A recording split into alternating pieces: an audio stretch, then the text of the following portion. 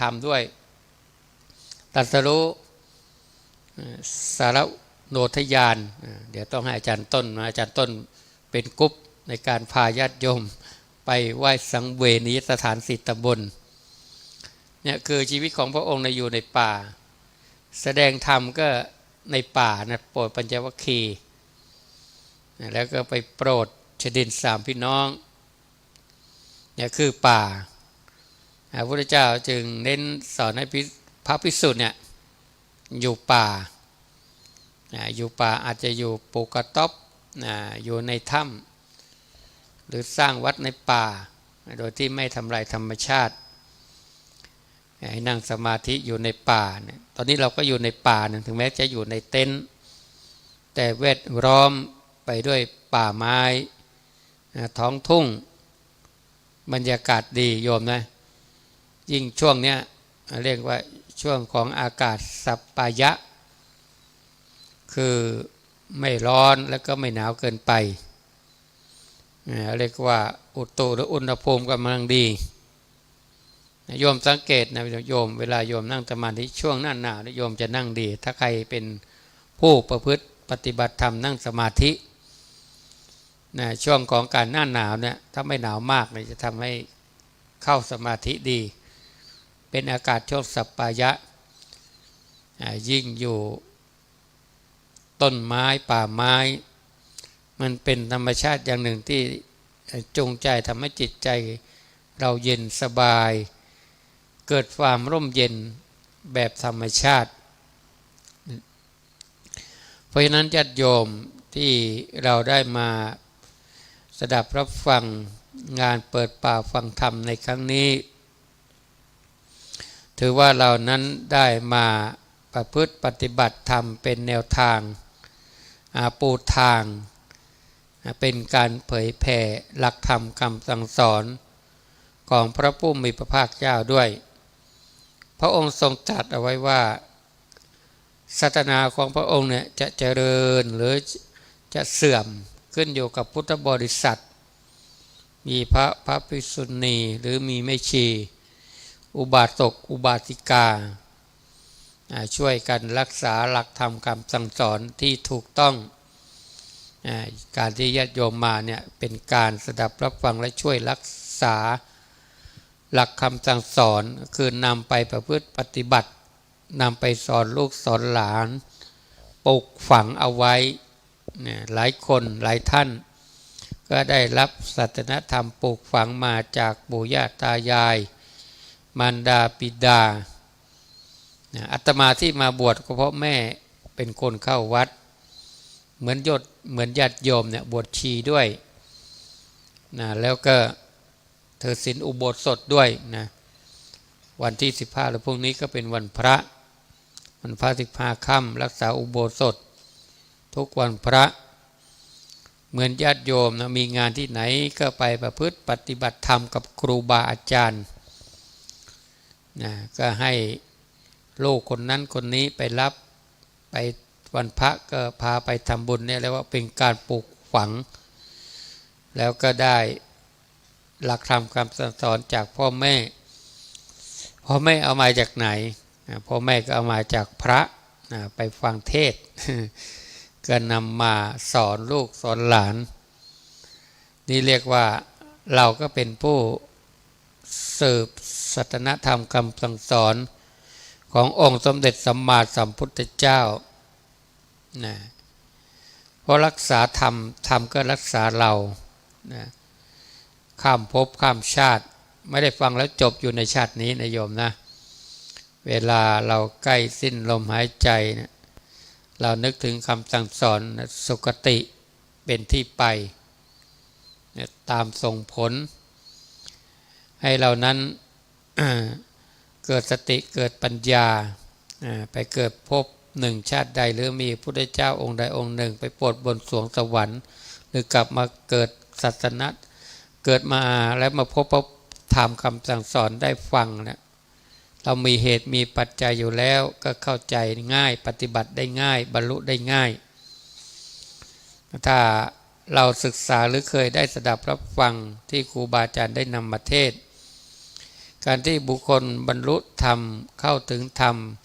ทำไมคนนั้นได้บรรลุธรรมง่ายจังนะฟังไม่กี่นั่นก็บรรลุธรรมและปฏิบัติไม่กี่วันไม่กี่เดือนก็บรรลุแล้วถ้าเราไปศึกษาอยู่นะไปศึกษาดูเราก็จะเห็นว่าเขามีอัธยาศัยสร้างบุญบารมีสะสมเอาไว้ตั้งแต่อดีตชาติทุกคนนะมีความปรารถนาแล้วไม่ใช่ว่ามาสร้างในยุคของพระสมณโคดมคือของพระพุทธเจ้าของเราเนี่ยคำว่าสมณโคดมเนี่ยเป็นชื่อของพระพุทธเจ้าในภัทรกัปนี้องค์ที่ 4กกุสันโธกัสสโปแล้วก็มีพระสมณโคดมแต่คำว่าพุทธเจ้าเนี่ยก็คือเป็นชื่อสรรพนามที่บุคคลที่ได้ตรัสรู้เป็นพระพุทธเจ้าส่วนชื่อจริงๆก็เรียกว่าพระสมณโคดมนะก็คือพระพุทธเจ้าของเราในภัทรกัปนี้ในองค์ที่ 4การที่พระองค์ได้ประกาศธรรมนะก็คือบุคคลที่อยู่ในข่ายพยานที่จะโปรดและบรรลุธรรมได้ในชั่วแค่ฟังธรรมหรือประพฤติธรรมปฏิบัติธรรมไม่นานเรียกว่าต้องสร้างบุญสร้างบารมีสร้างอัธยาศัยในการฟังธรรมพอฟังแล้วก็เกิดความรู้เกิดความเข้าใจได้ง่ายปฏิบัติได้ง่ายเข้าถึงมรรคผลได้ง่ายมีโสดาบันสกิทาคามีอนาคามีถึงอรหันตมรรคอรหันตผลเหมือนญาติโยมเรามาสะสมบุญบารมีด้วยการสดับรับฟัง เป็นสุตตมยปัญญาให้ทานอย่างไรรักษาศีลอย่างไรปฏิบัติสมถะอย่างไรเจริญวิปัสสนาอย่างไรและจะต้องเลือกคบคนแบบไหนนะตั้งแต่มงคลสูตรตั้งแต่เป็นมงคลที่เราจะต้องประพฤติปฏิบัติเนี่ยก็เกิดจากการสร้างองค์ของความรู้ให้เรานั้น ให้รู้จักอริยสัจสี่ทุกข์สมุทัยนิโรธมรรคการประพฤติปฏิบัติธรรมก็ไม่ใช่อื่นไกลก็อยู่ที่ตัวเรากายวาจาใจของเรานั่นแหละดังที่ย่อลงมาเรียกว่าโอวาทปฏิโมกข์สัพพปปัสสนะสัพพปปัสสะกรณังการไม่ทำบาปทั้งปวงกายวาจาใจกายกรรม3วจีกรรม4มโน กรรม3ก็ไม่ทำกุศลสูปสัมปทาการทำกุศลให้ถึงพร้อมกายวาจาใจทานศีลภาวนาศีลสมาธิปัญญาสจิตตปริโยทปนังการชำระจิตของตนให้เขารอบตาม3อย่างนี้เป็นคำสั่งสอนของพระพุทธเจ้าทั้งหลายเพราะฉะนั้นการประพฤติปฏิบัติธรรมก็คือกายวาจาใจของเราตอนนี้เราได้อาศัยกายแล้วก็วาจาและก็ใจของเราในการฟังธรรมมีการอาราธนาศีลกายนั่งสดับรับฟังบ้าง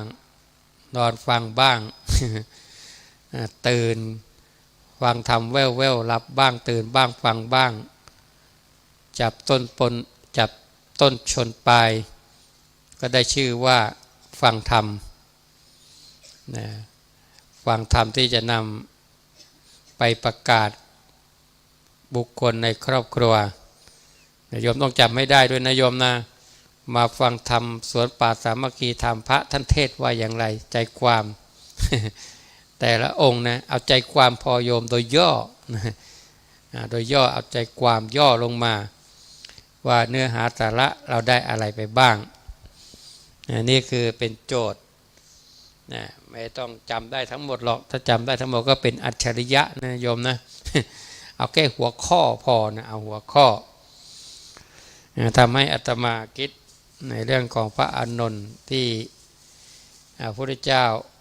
ไปฟังธรรมแล้วอานนท์ขอพรจะต้องมาแสดงธรรมให้พระอานนท์ฟังอาตมาคิดว่าพระองค์คงจะไม่แสดงทั้งหมดว่าไปแสดงธรรมอะไรบ้างทุกเนื้อหาแต่อาจจะไปบอกว่าวันนี้ไปแสดงธรรมธรรมจักรแสดงอนัตอทิตตปริยัติสูตรหรือไปแสดงธรรมอนุบุพพิกถาคือหัวข้อหัวข้อพอฟังพอได้ยินอย่างนี้แล้วก็เข้าใจแล้วเหมือนญาติโยมสวดธรรมจักรนะหรือได้ยินคำว่าธรรมจักรโยมก็เข้าใจแล้วเนื้อหาคืออะไรว่าไปแสดงที่ไหนฟังธรรมที่ไหนอาตมาก็คิดว่าน่าจะทำนองนั้นการที่พระพุทธเจ้าจะมาแสดงทุกถ้อยคำให้อานนท์จดจำนี่ก็คงเป็นไปไม่ได้โยมนะแต่อาจจะบอกแค่หัวข้อว่าพระองค์ไปแสดงธรรมที่ไหนแล้วอานนท์ก็บันทึกเอาไว้นี่เรียกว่าการที่ได้ฟังธรรมโยมต้องจำหัวข้อในการแสดงธรรมในค่ำคืนนี้เรียกว่าสุขโขปุญญสะอุจโยการสะสมบุญนำความสุขมาให้สะสมไปทีละเล็กทีละน้อยฟังธรรมบ้างให้ทานบ้างไปที่นั่นที่นี่หลากหลายวัดหลากหลายครูบาอาจารย์ไปกับครูบาอาจารย์บ้างไปด้วยตนเองบ้างไปกับลูกหลานบ้างและโยมก็ต้องนำไปเผยแผ่นำไปบอกนำไปกล่าวสิ่งที่ทำแบบเนี้ยถ้าลูกหลานคนไหนบอกมีเวลาก็ต้องเข้าวัดไปฟังธรรมการฟังธรรมเป็นธรรมให้เรานั้นได้เกิดสัมมาทิฏฐิหนึ่งในอริยมรรคมีองค์8ถ้าเราไม่มีสัมมาทิฏฐิอีก7ข้อจะเกิดขึ้นได้ไหมโยมนะมรรคมีองค์8มันต้องเริ่มต้นด้วยสัมมาทิฏฐิความเห็นที่ถูกต้องอย่างโยมที่มาเนี่ยมาด้วยสัมมาทิฏฐิความเห็นที่ถูกต้องมาแล้วเห็นประโยชน์เห็นอานิสงส์เรียกว่าฟังธรรมสอดแจ้งแล้วก็ไม่คงจะไม่ใช่ครั้งนี้ครั้งเดียวนะตามที่ติดตามครูบาอาจารย์ไปณสถานที่ต่างๆการได้พบเห็นพระภิกษุสงฆ์ก็เป็นมงคลหนึ่งในมงคล38การได้พบได้เจอได้พูดคุยได้ทักทายและที่สำคัญโยมมาได้มีเพื่อนใหม่ มีเพื่อนเยอะได้รู้จักคนนั้นคนนี้พูดคุยกันปฏิสันถานโดยการเป็นกัลยาณมิตรกัลยาณธรรมนี่เป็นสิ่งที่เกิดขึ้นเป็นบุญเป็นกุศลมีแต่สิ่งที่ดีงามทั้งนั้นโยมนะญาติโยมทั้งหลายชีวิตของมนุษย์นั้นเป็นชีวิตที่น้อยนักพระพุทธเจ้าบอกว่าการอุบัติเกิดขึ้นของพระพุทธเจ้าเนี่ยแต่ละพระองค์เนี่ยเป็นของยากต้องสร้างบำเพ็ญบุญบารมีต้องรอคิวนะไม่มีพระพุทธเจ้าในโลกในจักรวาลนี้เกิดขึ้นพร้อมกัน2พระองค์ไม่มีโยมนะจะเกิดได้แค่องค์เดียวเพราะฉะนั้นต้องตามคิวนะต้องสะสมบุญบารมีเป็นพระโพธิสัตว์เวียนว่ายตายเกิดพบน้อยพบใหญ่พระโพธิสัตว์เนี่ยจะไม่เล็กไปฝ่านกคุ้มพญานกคุ้มใหญ่สุดก็ไปสุดแค่ช้างใหญ่กว่าช้างไม่มีโพธิสัตว์นะสุดแค่ช้างแล้วก็เล็กลงมาก็เท่าพญานกคุ้มที่เราสวดถ้าเป็นเดรัจฉานสัตว์เดรัจฉานเป็นพระโพธิสัตว์เวียนว่ายตายเกิดของพระโพธิสัตว์จึงเป็นของยากนะต้องรอคิวเมื่ออุบัติบังเกิดขึ้นมาแล้วโยมนะการที่จะประกาศพระสัทธรรมให้คนสดับรับฟังเนี่ยก็เป็นของยากตอนที่พระองค์ทรงตรัสรู้ได้เปรียบเหมือนบัว4เหล่าถึงแม้ว่าในยุคปัจจุบัน ในเรื่องของการสื่อสารในการสดับรับฟังจะอำนวยความสะดวกมันก็ยังเป็นของยากโยมนะสมัยก่อนเราจะฟังธรรมเราต้องเข้าไปวัดโดยตรงฟังจากพระสงฆ์พระไตรปิฎกภาษาไทยก็ไม่มีหนังสือสื่อการตีพิมพ์ก็ไม่มีต้องไปฟังเทศจากธรรมาสน์จากวัดจากพระภิกษุต่อมาก็มีวิวัฒนาการมีการ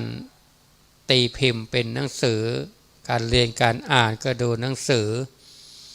มีพระไตรปิฎกฉบับภาษาไทยต่อมาก็มีสื่อสารออกจากทีวี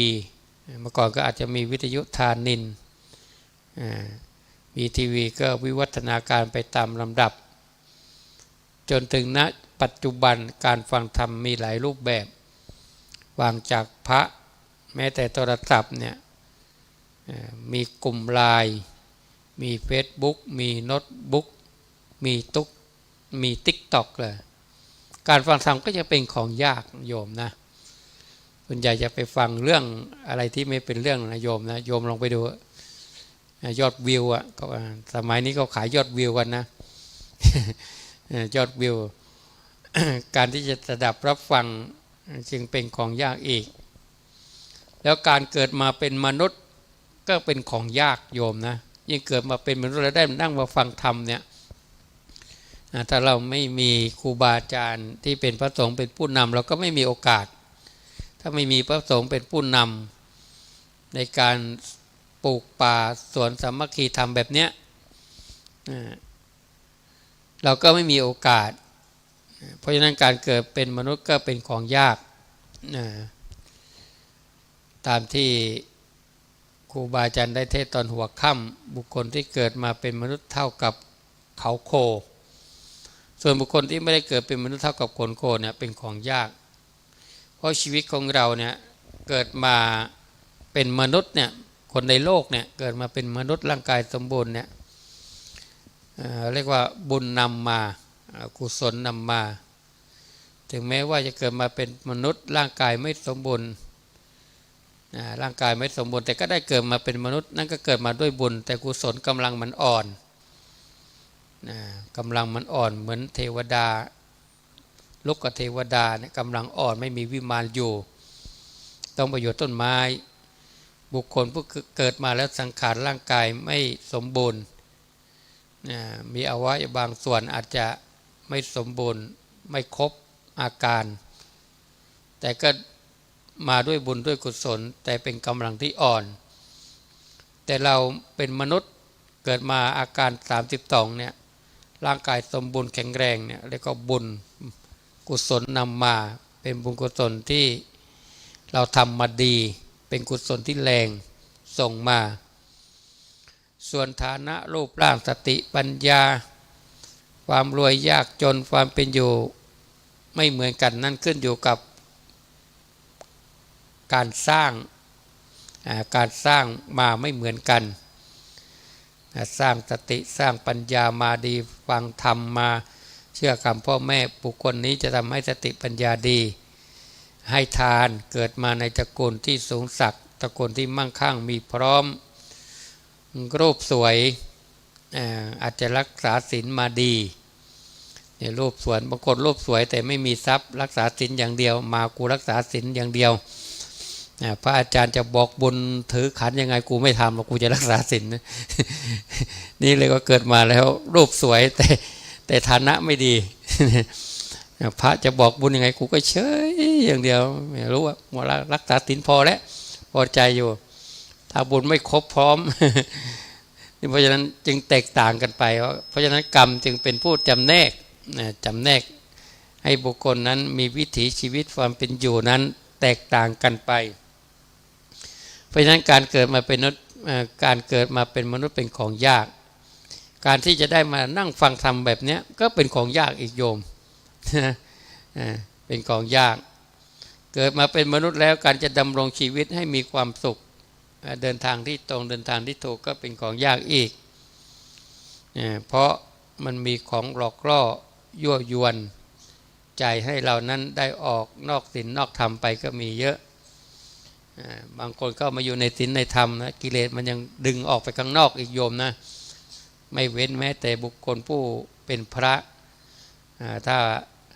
ไม่หนักแน่น ไม่มีความมั่นคง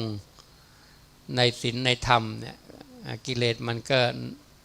ชักพาออกไปข้างนอกได้นะคุณโยม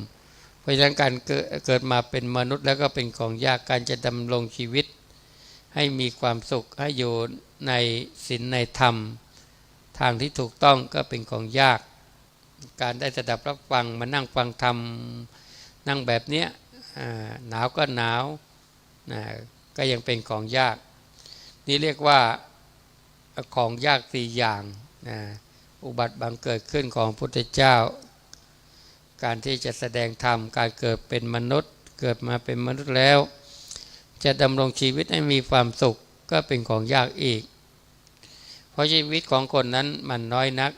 ชีวิตนี้ก็คือรูปร่างสังขารร่างกายของเราบางอวัยวะบางส่วนมันก็เป็นชีวิตของเราแล้วมันก็แตกดับไปด้วยโรคภัยไข้เจ็บบ้างโดนตัดทิ้งบ้างพิกลพิการด้วยอุบัติเหตุบ้างเราจะเข้าใจว่าชีวิตคือเราต้องตายไปแล้วนะโยมนะชีวิตเราดับไปแล้วตายไปแล้วชีวิตคือรูปร่างของเราอวัยวะบางส่วนของเรามันดับไปยิ่งอายุมากยิ่งแก่เนี่ยฟันร่วงเหมือนอาตมาเนี่ยนะหูตาผ้าฟางเนี่ยคือมันดับไปบางส่วนแล้วนั่นถึงว่าชีวิตของเรามันน้อยนักและใกล้ฝั่งแล้วในเรื่องเราต้องมีโยนิโสมนสิการในการคิดในการพิจารณาดูสังขารร่างกายที่มันร่วงโรยชีวิตที่มันอ่อนกำลังร่วงโรยไปเพื่อที่เราจะไม่ประมาทญาติโยมที่มาฟังธรรมเนี่ยถือว่าเป็นผู้ไม่ประมาทเมื่อมีงานเนี่ยเราได้มาสดับรับฟังเพราะมันไม่ได้เกิดขึ้นง่ายๆนะไม่เหมือนวันพระนะเดือนหนึ่งมี4วันพระวันนี้เราไม่ไปทำวันพระอื่นเราไปทำนะการเปิดป่าฟังธรรมเนี่ยต้องอาศัยระยะเวลานะตั้งแต่ปลูกต้นไม้มาปี2562มาจนถึงปัจจุบันผ่านมา6ปีแล้วก็ปีนี้ก็เป็นปีแรกต่อไปก็คงอาจจะจัดทุกปีเราก็จะอยู่ถึงปีหน้าหรือเปล่าก็ยังไม่รู้นะแม้แต่อาตมาเองก็ยังไม่รู้ว่าจะอยู่ถึงปีหน้าที่จะมาร่วมงานบุญครูบาอาจารย์อีกหรือเปล่าเพราะฉะนั้นเราก็ตักตวงเอาไว้เป็นบุญเป็นกุศลของเราในการสดับรับฟังหลักธรรมคำสั่งสอนแล้วนำไปเปิดเผยนำไปบอกลูกบอกหลานสอนเพราะครูบาอาจารย์นี่มาหลากหลายมาหลายจังหวัดเป็นทั้งพระที่เป็นพหุสูตรเป็นพระปฏิบัติเป็นพระนักพัฒนาด้วยปฏิบัติด้วยควบคู่กันไปหลายอย่างนั้นหมายถึงว่าพระสงฆ์เป็นผู้บอกเกิดคุณงามความดีทุกอย่างถึงแม้ว่าจะเป็นสมมุติติดสงฆ์แต่ก็เป็นสงฆ์ที่ประพฤติดีปฏิบัติตรงปฏิบัติเพื่อรู้ธรรมออกจากทุกข์เป็นธรรมปฏิบัติสมควรแก่ธรรมนี่เรียกว่าการที่มีพระสงฆ์แต่ละรูปจะนำพาญาติโยมจัดงานแบบนี้ไม่ค่อยมีนะโยมนะยิ่งไม่ค่อยมียิ่งในจังหวัดของอาตมาเนี่ยจะนำพาญาติโยมแบบเนี้ยก็คงจะมีอาตมารูปเดียวนะที่นำพาญาติโยมไปร่วมกับครูบาอาจารย์ที่นั่นที่นี่เพราะบางรูปก็ไม่กล้านะหวงตระกูล เรียกว่าหวงตระกูลกลัวพาแล้วไปเจอครูบาอาจารย์ดีไปติดอาจารย์องค์นั้นดีตามไปทำบุญเรียกว่าหวงตระกูลตัวเอง หวงลาภสักการะอย่างนี้ก็มีโยมนะคือไม่ยอมพาไปเจอครูบาอาจารย์คนไหนหรือเก่งก็ไม่ค่อยแนะน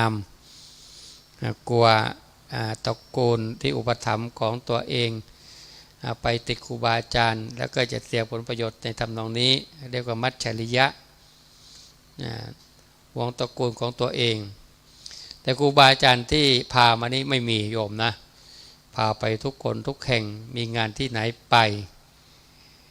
เรียกว่าได้พระสงฆ์ที่นำพาญาติโยม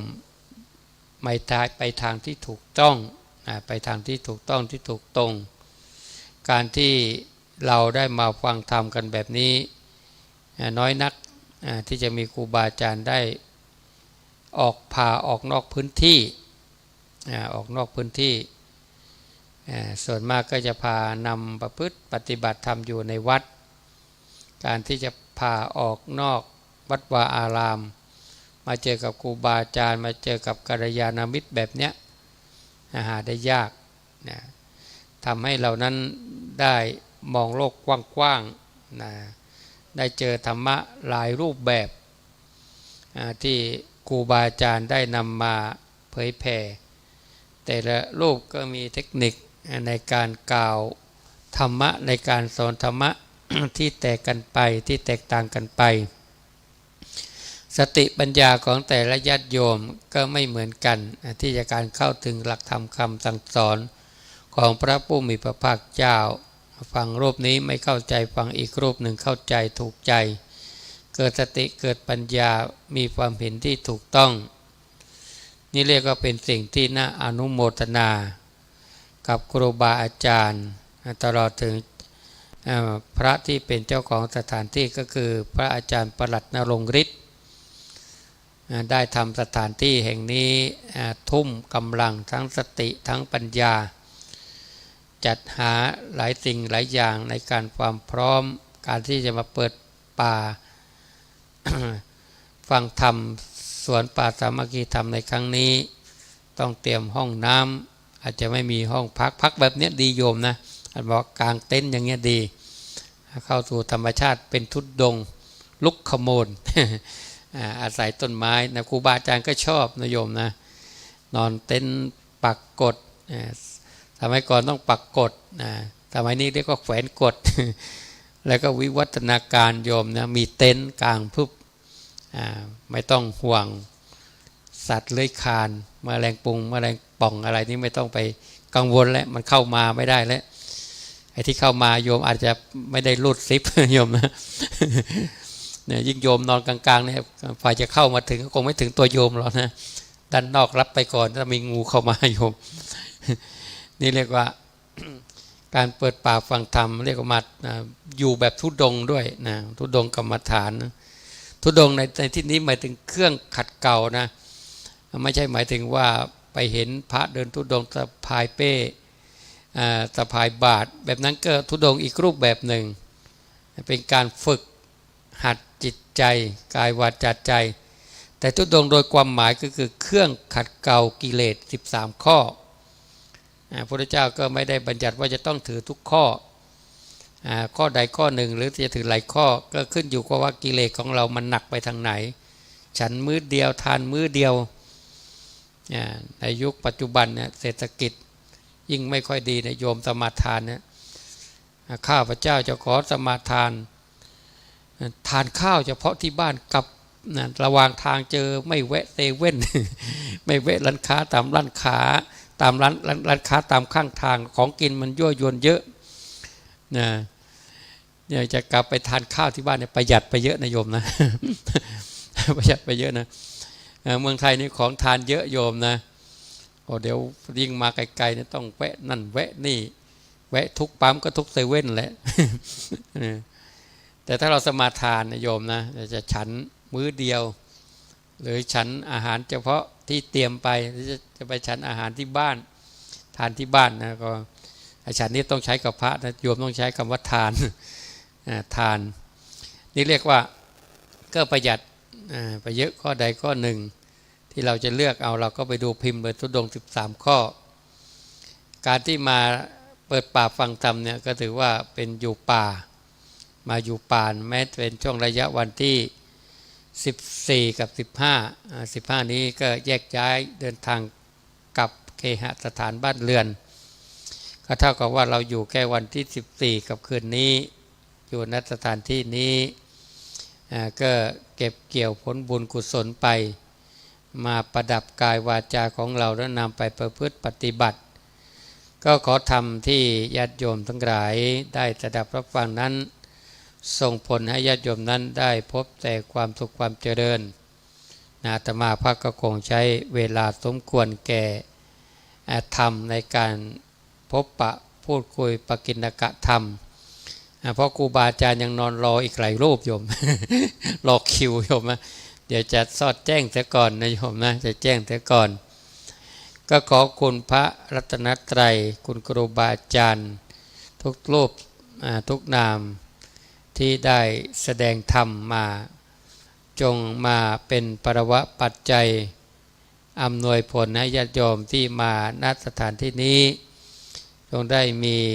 ดวงตาได้เห็นธรรมได้รู้ธรรมได้ประพฤติปฏิบัติธรรมโดยง่ายเข้าสู่ความสุขอายุวันนะสุขภาระปฏิภาณสารสมบัติตลอดถึงมรรคผลนิพพานโดยทั่วกันทุกรูปทุกนามเทินสาธุเอากับองค์แสดงธรรมญาติโยมญาติธรรมพร้อมเพียงกันกราบกราบ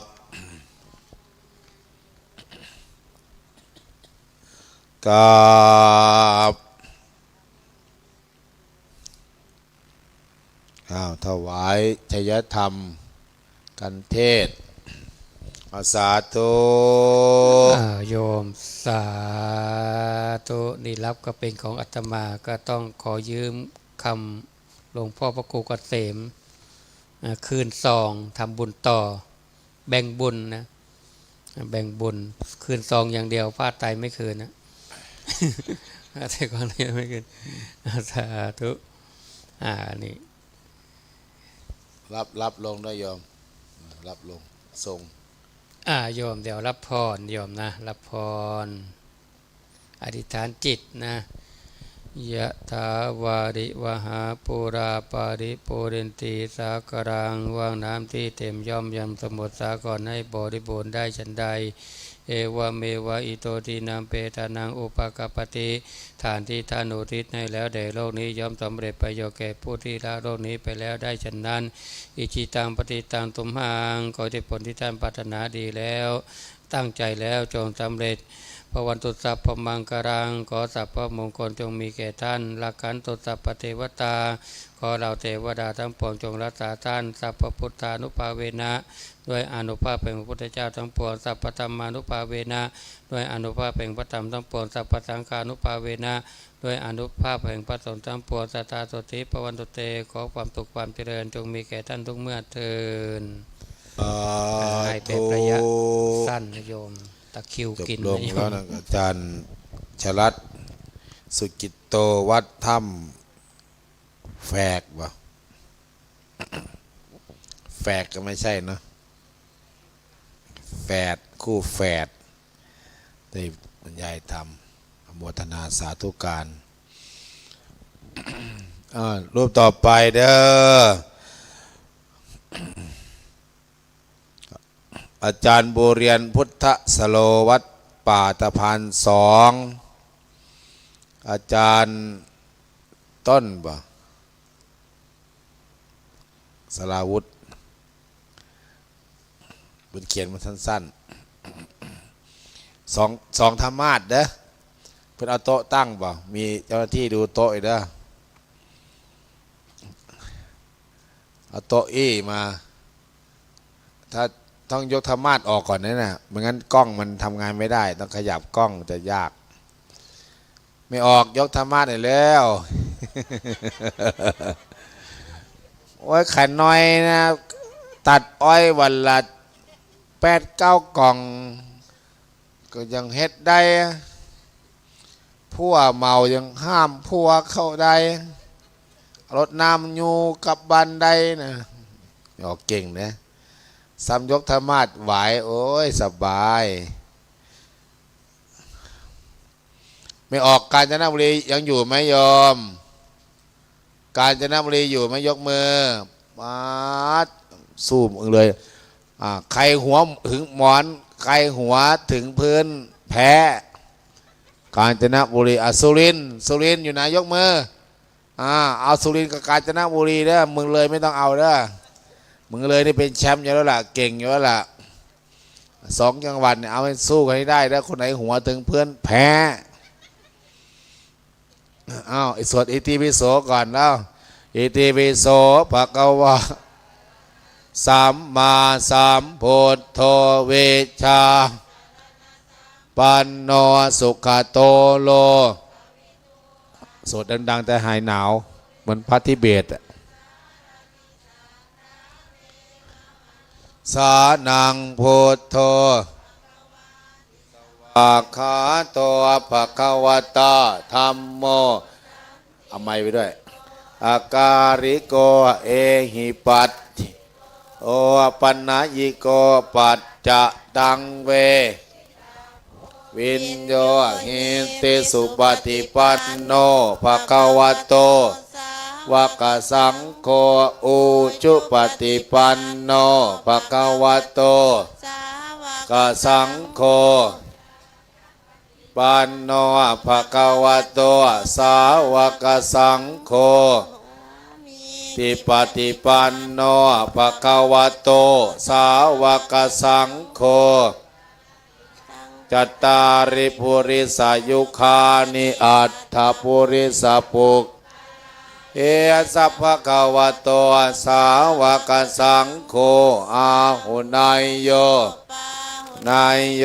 ตักกินายโยอัญชรีอนุตตรังปุญญาเขตโลกัสสาติสาธุไอ้ประกาศเด้อใครอยากทานน้ำเต้าหู้ก็เจริญพรลงไปข้างล่างเด้ออุ่นๆอยู่แต่น้ำชากาแฟก็จะชงเอาเด้ออยู่ข้างล่างเด้อมีการน้ำอยู่เด้อเมตตาตนเองเด้อโยมเด้อ เอาต่อไปแล้วก็กราบองค์แสดงธรรมญาติโยมอยู่ทางบ้านเด้ออันนี้กราบทั้ง2 รูปพร้อมกันอาจารย์สราวุธสาธุเรดิโอจากอู่ทองสุพรรณบุรีแล้วก็อาจารย์บุเรนพุทธสโลวัดป่าตะพาน2 FM อะไรนะ98.75ครับ 95.75 เมกะเฮิรตซ์ปิดได้ยังหรือยังลิงก์อยู่เนี่ยรับอยู่ครับโอ้ไม่ออกบ้านกำแพงเพชรเด้ออย่าลืมโทรมาเด้ออาจจะมารับโทรอยู่เด้อจังหวัดตากไม่ใช่กำแพงเพชรฮะจังหวัดตากเห็นมีกำแพงเพชรฟังอยู่เด้เอาเขาฟังอยู่ด้วยอยู่มันถึงเนาะถึงแล้วเราก็วัดฝายหินเชียงใหม่เจ้า104.5รับอยู่เด้อโทรมาเด้ออย่าเช็คสัญญาณก่อนเด้อ0898404968 เด้อโทรมาแจ้งความชัดเจนไม่ชัดเจนต่อไปแล้วก็กราบองค์แสดงธรรมพร้อมกันญาติโยมพร้อมกันเอากราบพุทโธเมนาโถพระพุทธเจ้าเป็นที่พึ่งของเรากราบธัมโมเมนาโถพระธรรมเป็นที่พึ่งของเรากราบสังโฆเมนาโถพระสงฆ์เป็นที่พึ่งของเรากราบนิมนต์พร้อมกันกราบนิมนต์เจ้าค่ะนามัตถุรัตนัตยัสสะขอถวายความนอบน้อมแด่พระรัตนตรัยกราบถวายความเคารพพระมหาเถระพระเถรานุเถระเจ้าคณะพระสังฆาธิการมีหลวงพ่อพระครูศรีธีราภรณ์รองเจ้าคณะจังหวัดเลยเจ้าอาวาสณวัดวารีสารอำเภอภูเรือจังหวัดเลยกราบถวายความเคารพพระครูอุดมวรานุวัตรพระครูปลัดณรงค์ฤทธิ์อุปรักขิโตกราบถวายความเคารพพระอธิการบัวเรียนพุทธสโรหลวงพ่อบัวเรียนวัดป่าสะพานซ่องจังหวัดตากด้วยความเคารพครับ ครับผม ขอเจริญพรญาติโยมโยมพ่อโยมแม่โยมปู่โยมย่าโยมตาโยมยายโยมลุงโยมป้าโยมนาโยมอาญาติโยมที่อยู่ที่ส่วนป่าสามัคคีธรรมที่นี้แล้วก็ทางบ้านทุกคนทุกท่านเพื่อการสะดวกต่อการสดับอนุญาตให้วางมือลงนะตั้งใจวันนี้มาในรูปแบบของเทศหรือว่าแสดงธรรมหรือว่าบรรยายธรรมซ่องธรรมาสหรือว่าซ่องที่นั่งเก้าอี้นะที่ญาติโยมได้ตั้งอกตั้งใจนะตั้งกายตั้งตนที่จะได้มาเสริมธรรมเสริมปัญญากันในช่วงดึกดื่นค่ำคืนนี้นะก็ขอกราบถวายความเคารพหลวงพ่อบุเรียนขอโอกาสที่จะได้สนทนาธรรมะเรียกว่าธรรมะสากัจฉาญาติโยมก็ธรรมะนะการฟังธรรมตามการเวลานะเรียกว่านะธรรมะกาเลนะธรรมัสสวนังเอตัมมังคลมุตตมังครับหลวงพ่อครับครับก็ขอนับน้อมแด่พระรัตนตรัยขอถวายความเคารพแด่ครูบาอาจารย์พระเถรานุเถระทุกๆรูปเจริญพรญาติโยมที่สาธุชนทุกท่านที่ฟังอยู่ที่สวนป่าสามัคคีธรรมและก็ที่ฟังธรรมอยู่ทั่วไทยทั่วโลกนะทุกๆคนทุกท่านบางคนหลับแล้วก็เพิ่งตื่นขึ้นมาครับอย่างผมเป็นต้น ไม่ใช่ผมเป็นต้นเนี่ยต้องพระอาจารย์สลายุทธเป็นต้นครับเพราะท่านเป็นชื่อต้นพระครูอุดมชอบลงสลาวุธครับยุทธกับยุทธครับครับก็ถือโอกาสทักทายกับบรรดาญาติโยมที่อยู่ที่นี่ด้วยก็อยู่ทางธรรมด้วยอาตมาเดินทางมาจากจังหวัดตากวัดป่าสะพาน2ตำบลวังประจบอำเภอเมืองจังหวัดตากระยะทางจากตากมานี่ครับเนี่ยครับเท่ากับที่นี่ไปจังหวัดตากครับถูกต้องครับครับเท่ากันเลยครับเท่ากันเลยไม่มีมากกว่ากันใช่ไหมครับไปกับไม่มากกว่าครับ GPS ไม่พาลงสิครับไม่พาเพราะเส้นทางจังหวัดสุรินทร์ผมเคยมาอยู่หลายครั้งแล้วครับครับอ๋อคนสุรินทร์แต่ก่อนผมเคยได้ยินว่าอย่างนี้นะครับครับคนสุรินทร์ต้องกินสุราถ้าไม่กินสุราพวกนั้นขี้เมามันบอกว่าเป็นหมาสุรินทร์เฉพาะขี้เมานะก็โดนขี้เมากินนะดิแต่ผมมาเปลี่ยนให้ใหม่ครับว่าไงครับคนสุรินทร์ครับต้องไม่กินสุราเพราะว่าเขาเรียกว่าเทวดาสุรินทร์อยู่เป็นนี่ครับ คนสุรินทร์ไม่กินสุราคือเทวดาสุรินทร์นี่ครับสาธุครับนั่นน่ะเพราะว่ามาจังหวัดสุรินทร์ก็ต้องมาเนี่ยมาสวนป่าเนี่ยเขาเรียกว่าเป็นเทวดาสุรินทร์เป็นยังไงครับเป็นเทวดาเนี่ยครับมนุษย์มันมีอยู่หลายประเภทครับเช่นครับมนุษย์สเทโวมนุษย์สเทโวครับกายเป็นมนุษย์แต่ใจเป็นเทวดาเทวดานี่ใจเขาเป็นยังไงครับใจเขามีริมีโอตตัปปะมีฮิริอายชั่วกลัวบาปอายไปทำไมล่ะครับด้านได้อายอดนะครับคือครับพระอาจารย์ต้นจะต้องเข้าใจโดยอุปมาอุปมาชั้นใดอุปไมยชั้นนั้นครับเดี๋ยวจะเช้าแล้วจะชั้นสักหน่อยละฮิรินี่เปรียบเสมือนหญิงสาววัยแรกรุ่นอายุ15หยกไปเปรียบได้ยังไงฮิริกับหญิงสาวนะครับเปรียบนี้เวลาหญิงสาวเนี่ยเขาเป็นคนรักสวยรักงามครับอาบน้ำแต่งตัวทาแป้งทาครีมทาปากเรียบร้อยแล้วเดี๋ยวยิ่งเศร้ารักสวยรักงามแล้วยิ่งอายุมากๆไม่รักเลยครับถ้าเขารักแต่ว่าถ้าผู้หญิงแก่ๆอย่างนี้ครับพูดเบาๆดิครับคำว่าแก่เนี่ยพูดเบาๆก็เจ็บครับคือเวลาทาแป้งก็ไม่งามไม่เหมือนแต่ก่อนครับ ทาแป้งหมดไป2 กระป๋องมันตกเลยหลุมหมดเลยอ่ะเขียนปากก็ไม่สวย ใส่มงกุฎก็ไม่เข้าท่า เพราะฉะนั้นคนหญิงรุ่นนี้ก็ต้องมาใส่ชุดขาวถึงจะงาม อ๋อ มาถือศีล อยู่เป็นนี่ เอา นะ เครื่องเพชรเครื่องพลอยมาประดับไม่งาม ต้องเอา ครับ ศีลเอาธรรมมาประดับถึงงาม อ๋อ รุ่นนี้ ที่ เครื่องแต่งตัวเขาก็ต้องเป็นศีลเป็นธรรมครับ ครับ ที่พระพุทธเจ้าสอนว่าศีลเนี่ยงามตับเท่าฉลาใช่ไหมครับ ครับ โอ้ ลองใส่สร้อยเพชรใส่มงกุฎเพชรที่น่าเกลียดเลยเนี่ย อ่ะ เออ แต่เอาศีลธรรมมาแต่งใส่ชุดขาวถอดสร้อยสอดแหวนออกไปแล้วแลดูงามครับ ถ้าคนสาวๆนี่เขาประกวดนางงามใช่ไหมครับ ได้มงกุฎได้อะไรเครื่องประดับใช่ไหมครับ ครับ ถ้าอายุมากนางงอมนี่เขาประกวดยังไง เอ้าเขาประกวดตรงที่มีศีลไม่ท โอ้เนี่ยมานั่งนี่คือมาประกวดกันใช่ไหมครับ ำคำมาประกวดกัน อ้าวใครเป็นกรรมการล่ะครับ ผมเอง ก็หลวงพ่อเคยบรรยายว่า ทุกคนไม่อยู่ในสายตาอาตมาหรอก เฮ้ยผมวัดระดับด้วยเสียง อ๋อทุกคนต้องงานต้องส่งเสียงด้วยอ่ะ ครับ โอ้ หญิงสาวเวลาเขารักสวยรักงามเนี่ยครับ ครับต่อครับ เขารังเกียจขี้หมาขี้แมว อ่าน่ ไม่ รัง เอา กียจ มันทาหน้าเล่นต่อหน้าทารกำนันนะ ครับ แล้วรับหลังเขาแอบไปทำไหม ก็ไม่ทำนี่ นั่นไงครับ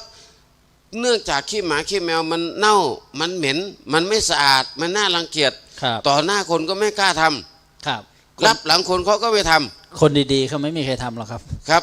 แล้วพระอาจารย์ต้นนี่ว่างๆเคยนั่งจิ้มมาทาหน้าเล่นไหมครับ ขี้แมวอะ ไม่ใช่ตลกอะหลวงพ่อ เอ้าคนเขาไม่ทำมันนี่แหละเขาเรียกว่ารังเกียจมันรังเกียจความชั่วเหมือนรังเกียจขี้หมาขี้แมว อ๋อ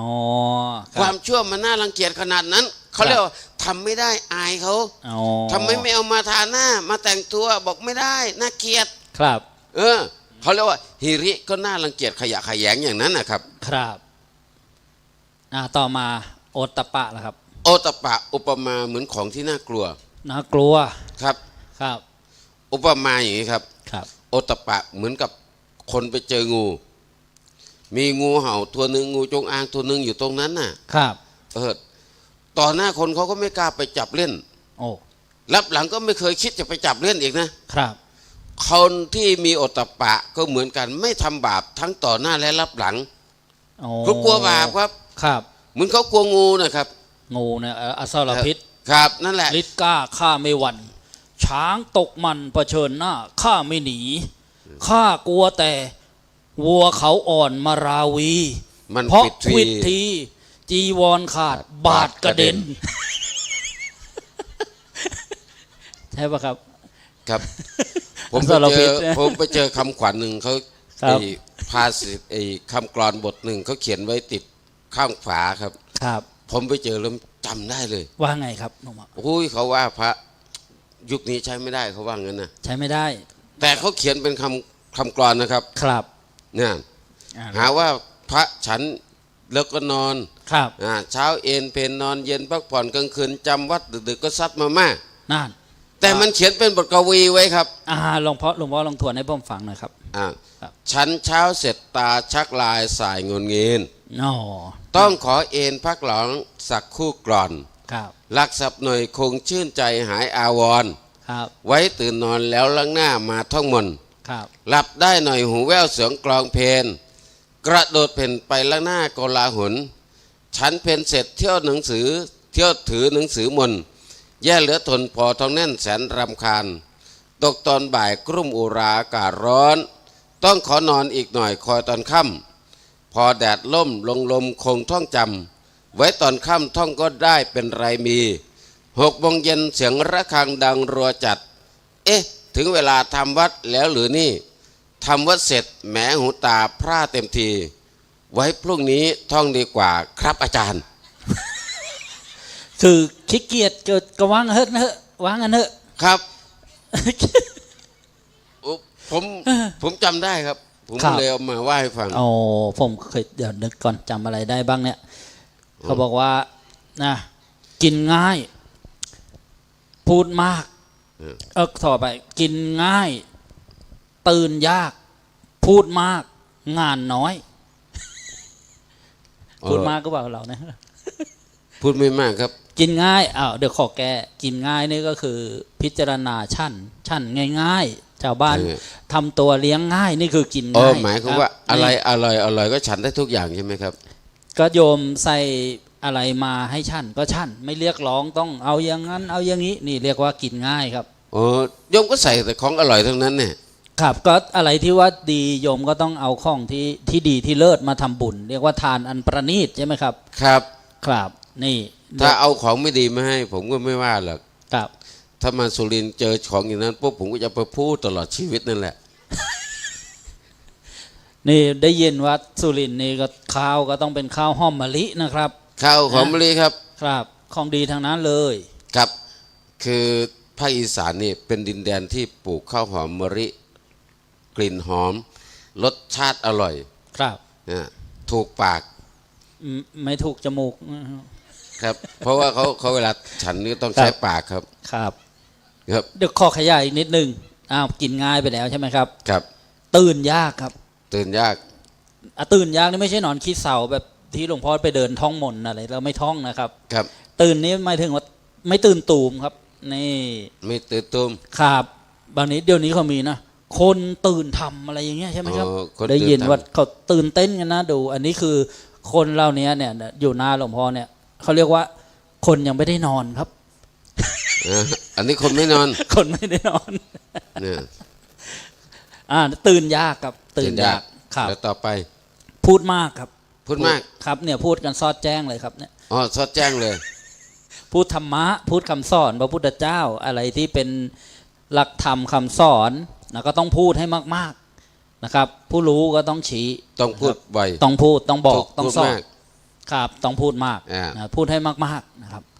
พูดสิ่งดีๆ พูดธรรมะพูดไปพูดมากๆดีครับ ต่อมางานน้อย งานน้อย งานแบบชาวบ้านเนี่ยน้อย ต้องเป็นงานของพระ งานของพระคืองานอะไรครับหลวงพ่อ เอ้ากิจของพระมีสองอย่างครับ หนึ่ง ผมเรียกเอาเอง กับ พระภิกษุเวลาไปเข้ามาก่อนที่จะนั้นก็ถามว่า ครับ นะก็กราบทูลว่าข้าแต่พระผู้มีพระภาคเจ้าผู้เจริญ ครับ จิตที่หม่อมฉันพึงจะทำนั้นมีอะไรบ้าง ครับ พระเจ้าบอกหนึ่งคันถาธุระ ขันธทุระ สองวิปัสสนาธุระ สองวิปัสสนาธุระ จิตอันแรกก็คือท่องจำ ครับ คำสอนของพระสัมมาสัมพุทธเจ้า ครับ ว่าพระเจ้าอะไรสอนพระเจ้าห้ามทำอะไรก็ต้องจำไว้ให้ขึ้นใจ อ๋อ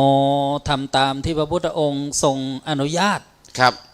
ไม่ทำข้อที่พระพุทธองค์ทรงห้ามใช่ไหมครับอ๋อนี่เรียกว่าศึกษาให้รู้ว่าพระพุทธเจ้าเป็นใครพระธรรมคืออะไรพระสงฆ์คืออะไรแล้วก็ประพฤติปฏิบัติใช่ไหม ครับไม่ต้องไปปีนเสาไม่ต้องปีนต้นไม้ เอ๊ะจะมาเวียนมาวนอะไรกับคดีดังคดีเด็ดหรือเปล่าครับเนี่ย อันนี้ ครับ สองวิปัสสนาธุระ ทำยังไงครับวิปัสสนาธุระ วิ เนี่ย ปัสสนาก็คือกำจัดอาสวะของตนเองที่มีอยู่ อ๋อ อ่า อาสวะ หมายถึงกิเลส กิเลสเนี่ย ทำลายกิเลสที่ตนเองมีอยู่ เอาอะไรทำลายดีล่ะครับแล้ว ก็มันมีอยู่3ระดับครับ มีกิเลสนี่มีสามระดับอีก เอาแบ่งเป็น3ระดับ เครื่องกำจัดเครื่องมือปราบกิเลสอยู่3ชิ้น ครับ มันต้องเหมาะสมนะครับ อ๋อ เวลาทำน้ำพริกต้องใช้โคกใช้สากนะครับ ครับแล้วก็ ใช้ตะเกียบไม่ได้ ไม่ได้ ครับมัน โดย ผิ เฉ สู พาะ ตร ถ้าจะตำละลายแม่น้ำนี่ต้องคกสากใหญ่หน่อย ครับ อ้าวครับเครื่องมือสามระดับกิเลสสามระดับ 1. ศีล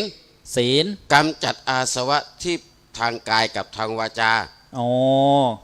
ทางกายกับวาจาคือการกระทำเช่น ครับ ฆ่าคนฆ่าสัตว์ นะ วาจาก็4อย่างพู ครั ด บ เท็จพูดคำหยาบพูดส่อเสียดพูดเพ้อเจ้อนี่ ครั ใช่ไหมครับ อันนี้ต้องเว้น กายกรรม3วจีกรรม4ต้อ ครั ง บ ต้องกำจัดมันด้วยศีล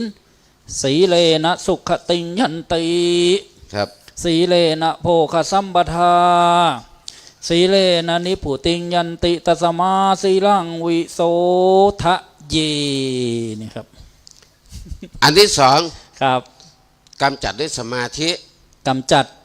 กิเลสอย่างกลางด้วยสมาธิใช่ไหม ค ค รั รั บบ อย่างโยมมานั่งภาวนา เรียกว่า หายใจเข้ารู้ หายใจออกก็รู้ มันจะตัดอารมณ์ในอดีตที่กำลังเศร้าคิดถึงอกหักหลักลอยคอยงานสังขารโสมที่ผ่านมา โอ้ มันความน้อยเนื้อต่ำใจทั้งหลายทั้งปวงกำจัดได้ โอ้ เครื่องกังวลในอนาคตพรุ่งนี้จะมีอะไรกินพรุ่งนี้จะทำอะไรงานอะไร ถ้าอยู่ในปัจจุบันมันกำจัดเรื่องข้างอดีตและข้างอนาคต นี่เรียกว่ากิเลสอย่างกลางปริยุทธานกิเลสที่มันขุ่นขึ้นมาในใจใช่ไหมค ค รั รับ บมันข่ม โอ้ นิวรณ์เครื่องกังวลจิตฟุ้งซ่าน ครับ บางคนนอนก็ฟุ้งซ่าน ครับ นั่งก็ฟุ้งซ่าน ครับ จิตใจไม่สงบครับ อกหักหลักลอยคอยงานสังขารโทมอกหักลักคุดตุ๊ดเมินมาบวชไม่ใช่ มีอย่างนี้อีกนะครับเดี๋ยว ครับ แย่งข้าวกันกิน แย่งที่ดินกันอยู่แย่งคู่กันพิศวาสแย่งอำนาจกันเป็นใหญ่นี่เป็นกิเลสไหมครับ เป็นครับ โอ้เป็นกิเลสนะถ้า อันนี้กำจัดทางใจ ทางใจ ข่มด้วย อ้าว อำนาจของสมาธิ สมาธิความตั้งมั่นความไม่สัดสาย ครับ โดยอุบายกรรมฐาน40แบบนั่นนะโอ้โห ครับ เยอะแยะเลย โยมเอาแบบเดียวก็ได้โยม เอาแบบเดียวก็ได้ ถ้า40แบบจำไม่ได้ ครับแบบไหนดีครับ แบบลมหายใจ เพราะว่าลมหายใจไม่ต้องอาศัยเครื่องมือพกพา อ๋อ คือไม่ว่าเราไปรู้ลืมเอาลมหายใจไปด้วยไม่มีครับ ครับอาณา เออ ปานะสตินั่น ค เอ รับ ง ขนาดหลับก็ยังหายใจอยู่ไม่เคยลืม ครับ บางคนลืมตัวแต่ไม่ลืมหายใจ มีไหมครับคนที่ไม่ตายแล้วยังไม่ให้ใจเนี่ย ไม่มีครับ ไม่มีใช่ไหมครับ ขนาดหลับยังหายใจอยู่นะครับ นอนก็หายใจนั่งก็หายใจหลับก็หายใจตื่นก็หายใจ อ๋อ ขนาดลืมเหล้าลืมยา ขนาดลืมยาเบาหวานก็ลืมเอามา แต่ลมหายใจก็ไม่ลืม อ๋อนี่ คน เนี่ย ไม่ให้ใจนี่เคยได้ฟังมาว่า เด็กทารกเนี่ยคนไม่ให้ใจ คนหายใจมีอยู่3 คนครับ คนไม่ให้ใจแล้วไม่ตายเนี่ยนะครับ มีอยู่3 คน ครับใครมั่งครับ 1 ครับ เด็กที่อยู่ในครรภ์ อ่า เพราะเด็กที่อยู่ในครรภ์นี่ไม่ต้องหายใจทางจมูก เพราะรับออกซิเจนจากสายสะดือ สาย ที่ สะดือ ผ่านแม่ ครับ แม่หายใจเข้าปุ๊บก็ส่งให้ลูกพร้อมเสร็จเลยครับ ครับทั้งอาหารทั้งออกซิเจนอยู่ในนั้นครับ ครับ 2 ภิกษุผู้ทรงฌานกำลัง โอ้ เข้าฌานระดับลึกนี่ไม่ต้องหายใจครับ ครับตกน้ำไม่ไหลตกไฟไม่ไหม้เนี่ยนะตก ครับ ได้ฌานรักษาเนี่ยนะครับ หลวงพ่อตกน้ำไหลไหม ตกน้ำมันถ้าน้ำที่นี่ไม่ไหลครับ จม ตกไฟล่ะครับ ตกไฟก็ไม่เหลือครับ ภิกษุหรือว่าฌานลาภีบุคคล ผู้เข้าฌานได้ ไม่มีลม ครับ เอาสำลีไปอังจมูกนี่ก็ไม่มีลม ไม่ต้อง ครับ ตกใจ อ่า จะไม่ตายฌานรักษา ครับ ครับ ต่อมาใครอีกครับ ที่ว่าไม่ ค มี น ลม คนขั้นลมหายใจไว้ คน ยังไม่ตาย คนดำน้ำ คน การ ดำ ลม น้ำ หายใจอึด อึ๊ก ไม่ตาย ไม่ตาย โอ้บางคนดำได้นานมากใช่ไหมครับ อ่า โอ้นี่คนไม่ให้ใจ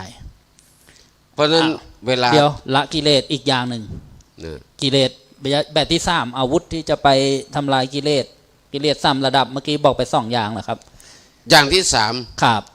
3 1 ศีล 2 สมาธิ 3 ปัญญา ปัญญา ปัญญานี่เป็นเครื่องตัดกิเลสครับ เครื่องตัดกิเลสเครื่องทำลายกิเลสครับ อุปมาเหมือนกับชาวนา ครับ คืออย่างนี้ครับเวลาคุยกับชาวบ้านนี่ ครับ ชาวบ้านเราส่วนมากเป็นชาวนา ครับ ถ้าเราอุปมาเหมือนกับกองทัพต้องคุยกับอุปมากับพวกแม่ทัพพวกทหาร อ๋อ อันนี้ชาวบ้านเราส่วนมากก็เป็นชาวนา ครับ เพราะชาวนาของเราเนี่ยส่วนมากคุณตาคุณยายเนี่ย นาปีหรือนาปังครับ นาปีนาปังก็ถือว่าเป็นนาครับ ครับ ถ้าถือปืนไม่ใช่ชาวนานะครับ อ้าวเป็นอะไรก็ต้องเป็นอย่างนั้นใครทำอะไรก็เป็นอย่างนั้นท ค หา รั ร บ ตำรวจไปรบเขาก็เป็นทหารเป็นตำรวจ ครับ ชาวนาทำนาก็เป็นชาวนา ถ้า พ่อ ลูก ค้าค้าขายก็เป็นพ่อค้า ครับ นี่ แต่ เรียกว่าเป็น ถ้าทหารวาง พ่อกร ปื ร นมาจับเคียวเกี่ยวข้าวก็เรียกว่าลูกชาวนาครับ อ๋อครับ คราวนี้มาถึงชาวนาเวลาจะเกี่ยวข้าวเนี่ย ครับ เขาจะต้องมีจำเวลาเกี่ยวข้าวนะครับเขาก็ ครับ ต้องรวบต้นข้าว ต้น ครับ ข้าวกอหนึ่งมีอยู่5 ต้นบ้าง ครับ 10 ต้นบ้าง ครับ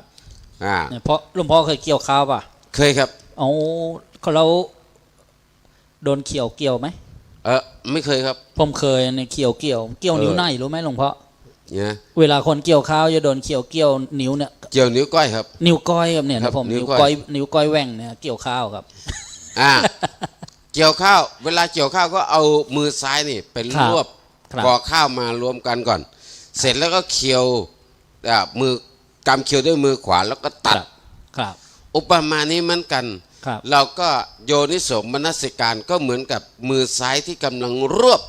โอ้ ข้าว โยนิโซเนี่ยคิดโดยแยบคาย คิดโดยยับคาว ครับ แล้วก็ใช้ปัญญาก็เหมือนแบบมือขวาตั ครั ด บ หน้าที่ตัดครับ ตัดเลย อุปมาเหมือนกับอย่างนี้ สมมติว่าเราพิจารณาร่างกายของเราด้วยประกอบโดยโอ้ยฟันก็นี่เนี่ย ครับ เดี๋ยวนี้คนเกิดขึ้นมา ผมก็ขาว แบบคุณยายนี่ที่มาฟังเทศน์ฟังธรรมเป็นระดับหัวกะทิทั้งนั้นนะครับ หัวข้าวๆทั้งนั้นเลย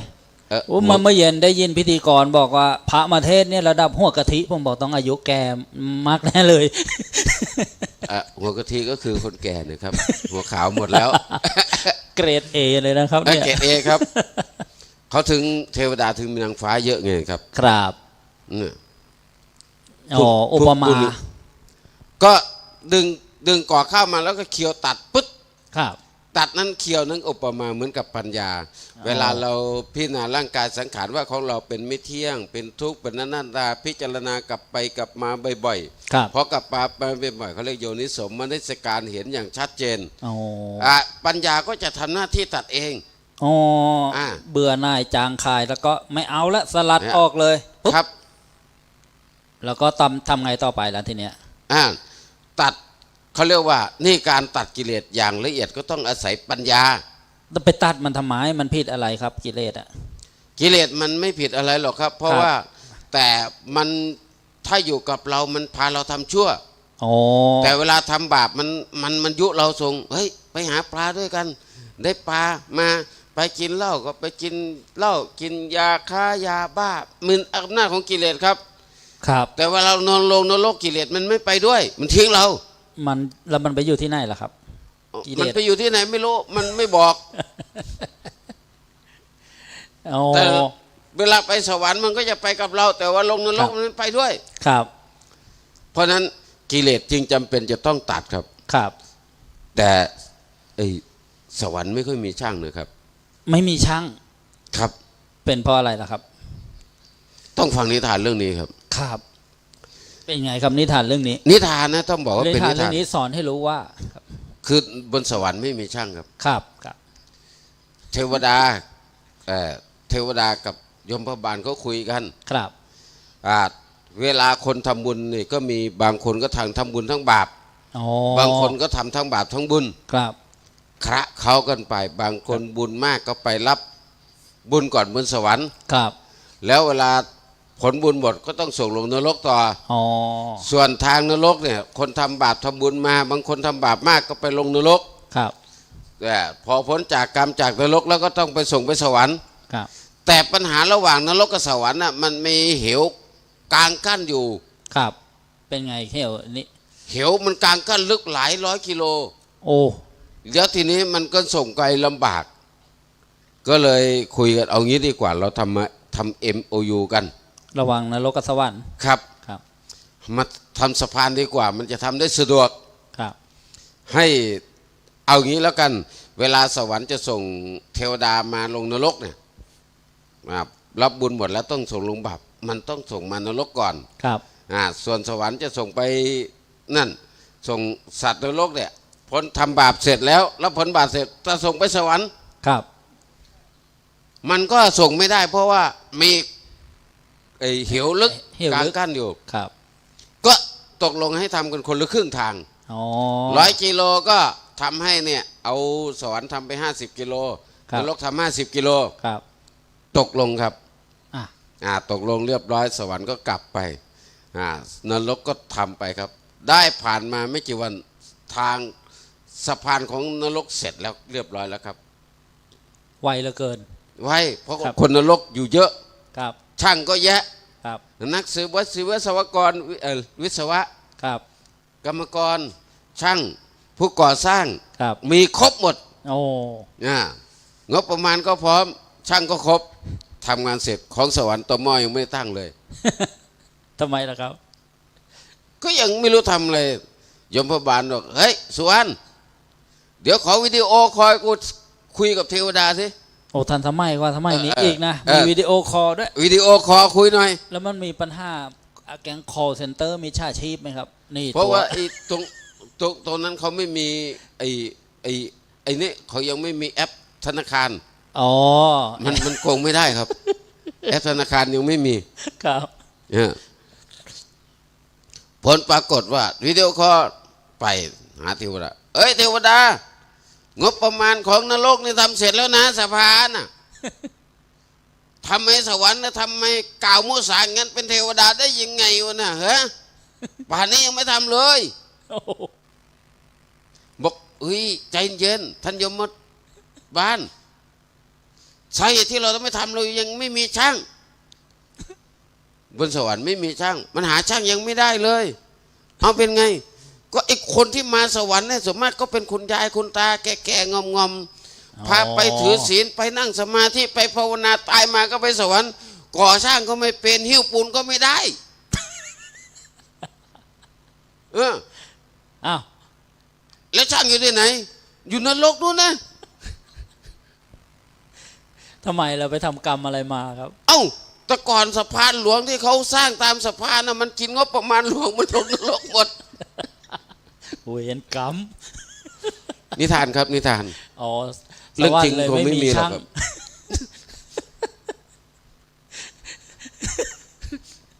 มีแต่พระก็คนสูงอายุ โอ้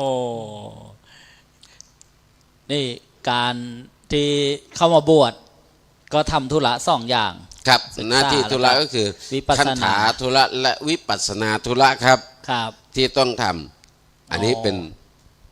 ต้องทำอย่างนี้ครับ กิจของพระธุระของสงฆ์ ครับ ต้องทำลายอาสวะกิเลสโดยวิปัสสนา กิเลสอย่างหยาบกิเลสอย่างกลางกิเลสอย่างละเอียด เอาแล้วกิจของฆราวาสญาติโยมผู้ครองเรือนล่ะครับ เมื่อเกิดมาเป็นญาติโยมแล้วต้องมีกิจอะไรไหมครับ ฆราวาสนี่เป็นผู้มีกิจมากครับพระหูกิจจาพระหูกรณียา โอ้ เวลาจะกลับบ้านโยมแถว ครับ สุรินทร์เขาก็ลาพระนะครับ ครับต้องลาพระ หันต ด้วย ถานิมยังพันเตอาปุจฉามะพระหูกิจจาพระหูกรณียา ครับ ข้าแต่ท่านผู้เจริญโยมจะกลับบ้านแล้วนะ มีกิจมากมีงานมาก อ๋อ ตั้งแต่ตื่นจนเช้ามามือก็ไม่ได้หยุดไม่ได้พักผ่อนเลย ครับ กวาดบ้านเช็ดถูบ้านแท้ทำกับข้าวก็หมดไปแล้วครึ่งวันแล้วครับ โอ้ เช้ามาหุงข้าวมาจะต้องหุงข้าวทำกับข้าวเผื่อครูบาอาจารย์เผื่อพระสงฆ์ใส่บาตร ครับ หุงข้าวหม้อหนึ่งเผื่อใส่บาตรตั้งทัพพีหนึ่ง โอ้ แกงหม้อหนึ่งใส่บาตรถ้วยหนึ่งแล้วเอาโยมลูกมั่งหลานมั่งมากิน โอ้ กินเสร็จก็ล้างถ้วยล้างชาม พอเที่ยงมาทำอีก ครับ ล้างอีก เย็นมาทำอีกล้างอีก โอ้โห แค่ทำกับข้าวนี่ก็หมดไปครึ่งวันแล้วครับ แล้วอาบน้ำตาครัวไปไถนาไปหว่านข้าว ไปปลูกผักสวนครัวซักเสื้อซักผ้าบางคนมีเสื้อผ้าต้องเป็นกระสอบเหมือนครับ โอ้โหไม่รู้ ลำพัง จะ ซั ใส่ กเอง ชุด ไม่ หน ได้ ครับ ก็ต้องหาเครื่องซักผ้ามา น่าน เครื่องซักผ้าเงินไม่พอก็ต้องผ่อน อ่า มันงานมันเยอะกิจมันมากครับคารวะ โอ้ กว่าจะทำการทำงานนี่เขาเรียกว่าเป็นผู้มีกิจมากภาระมาก เพราะฉะนั้นเวลาใครที่จะมาประพฤติปฏิบัติเพื่อความก้าวหน้าก้าวไวจึงจำเป็นต้องละทิ้งการงานแล้วมาบวชครับ โอ้ตัดฝึกละเหมือนวันพระวันอุโบสถเนี่ยใช่ไหมครับ ครับมา วางกิจ วันพระวันนี้ ครับ ก็เป็นวันเนี่ยวันที่15 ขึ้น 15 ค่ำ ครับ เขาเรียกว่าเป็นคนทำประโยชน์โลกนี้ แล้วคนทำประโยชน์โลกหน้าประโยชน์อย่างยิ่งก็จะได้ โอ้ ประโยชน์โลกนี้เราทำมาหลายวันแล้วตั้งแต่ ครับ วัน1 ค่ำ2 ค่ำ3 ค่ำ4 ค่ำ6 ค่ำ7 ค่ำ8 ค่ำความประโยชน์โลกหน้าและประโยชน์อย่างยิ่งคือพ ประ ระ โย นิพ ชน์ พาน ประโยชน์โลกนี้ก็ไว้ได้มีอยู่มีกินในชาตินี้ปัจจุบันนี้ใช่ไหมค ค รั รั บบ โอ้ ประโยชน์โลกนี้คือเราทำมาเยอะแล้วครับ อายุ3 ขวบก็ไปเรียนหนังสือ ครับ จนกระทั่งอายุ20-30 ปีก็มาทำงาน ครับ พอทำงานก็หาใส่ปากใส่ท้องใส่ลูกใส่ล้านสร้างเนื้อสร้างตัวสร้างครอบครัว ครับ แล้วก็ต่อไปประโยชน์โลกหน้าก็หมันทำมูลนิธิทานรุ่นนี้ไม่ต้องไปสร้างแล้ว แสดง ครับ ว่าเราอยู่โลกเดียวไม่ได้ ไม่ได้ครับ โอ้ เพราะโลกนี้เป็นที่อาศัยชั่วคราว โอ้ พระเจ้าเต้าอย่าไปอยู่ถึง 2,000 ปีนะครับ เขาไม่ให้อยู่ ก็จะอยู่กับใครล่ะ เขาก็ไปกันหมด เขาไปหมด ไม่มีใครอยู่ด้วยนะ อ๋อ อ่า ครับ โอ้ประโยชน์นี่มันต้องทำทั้งปัจจุบัน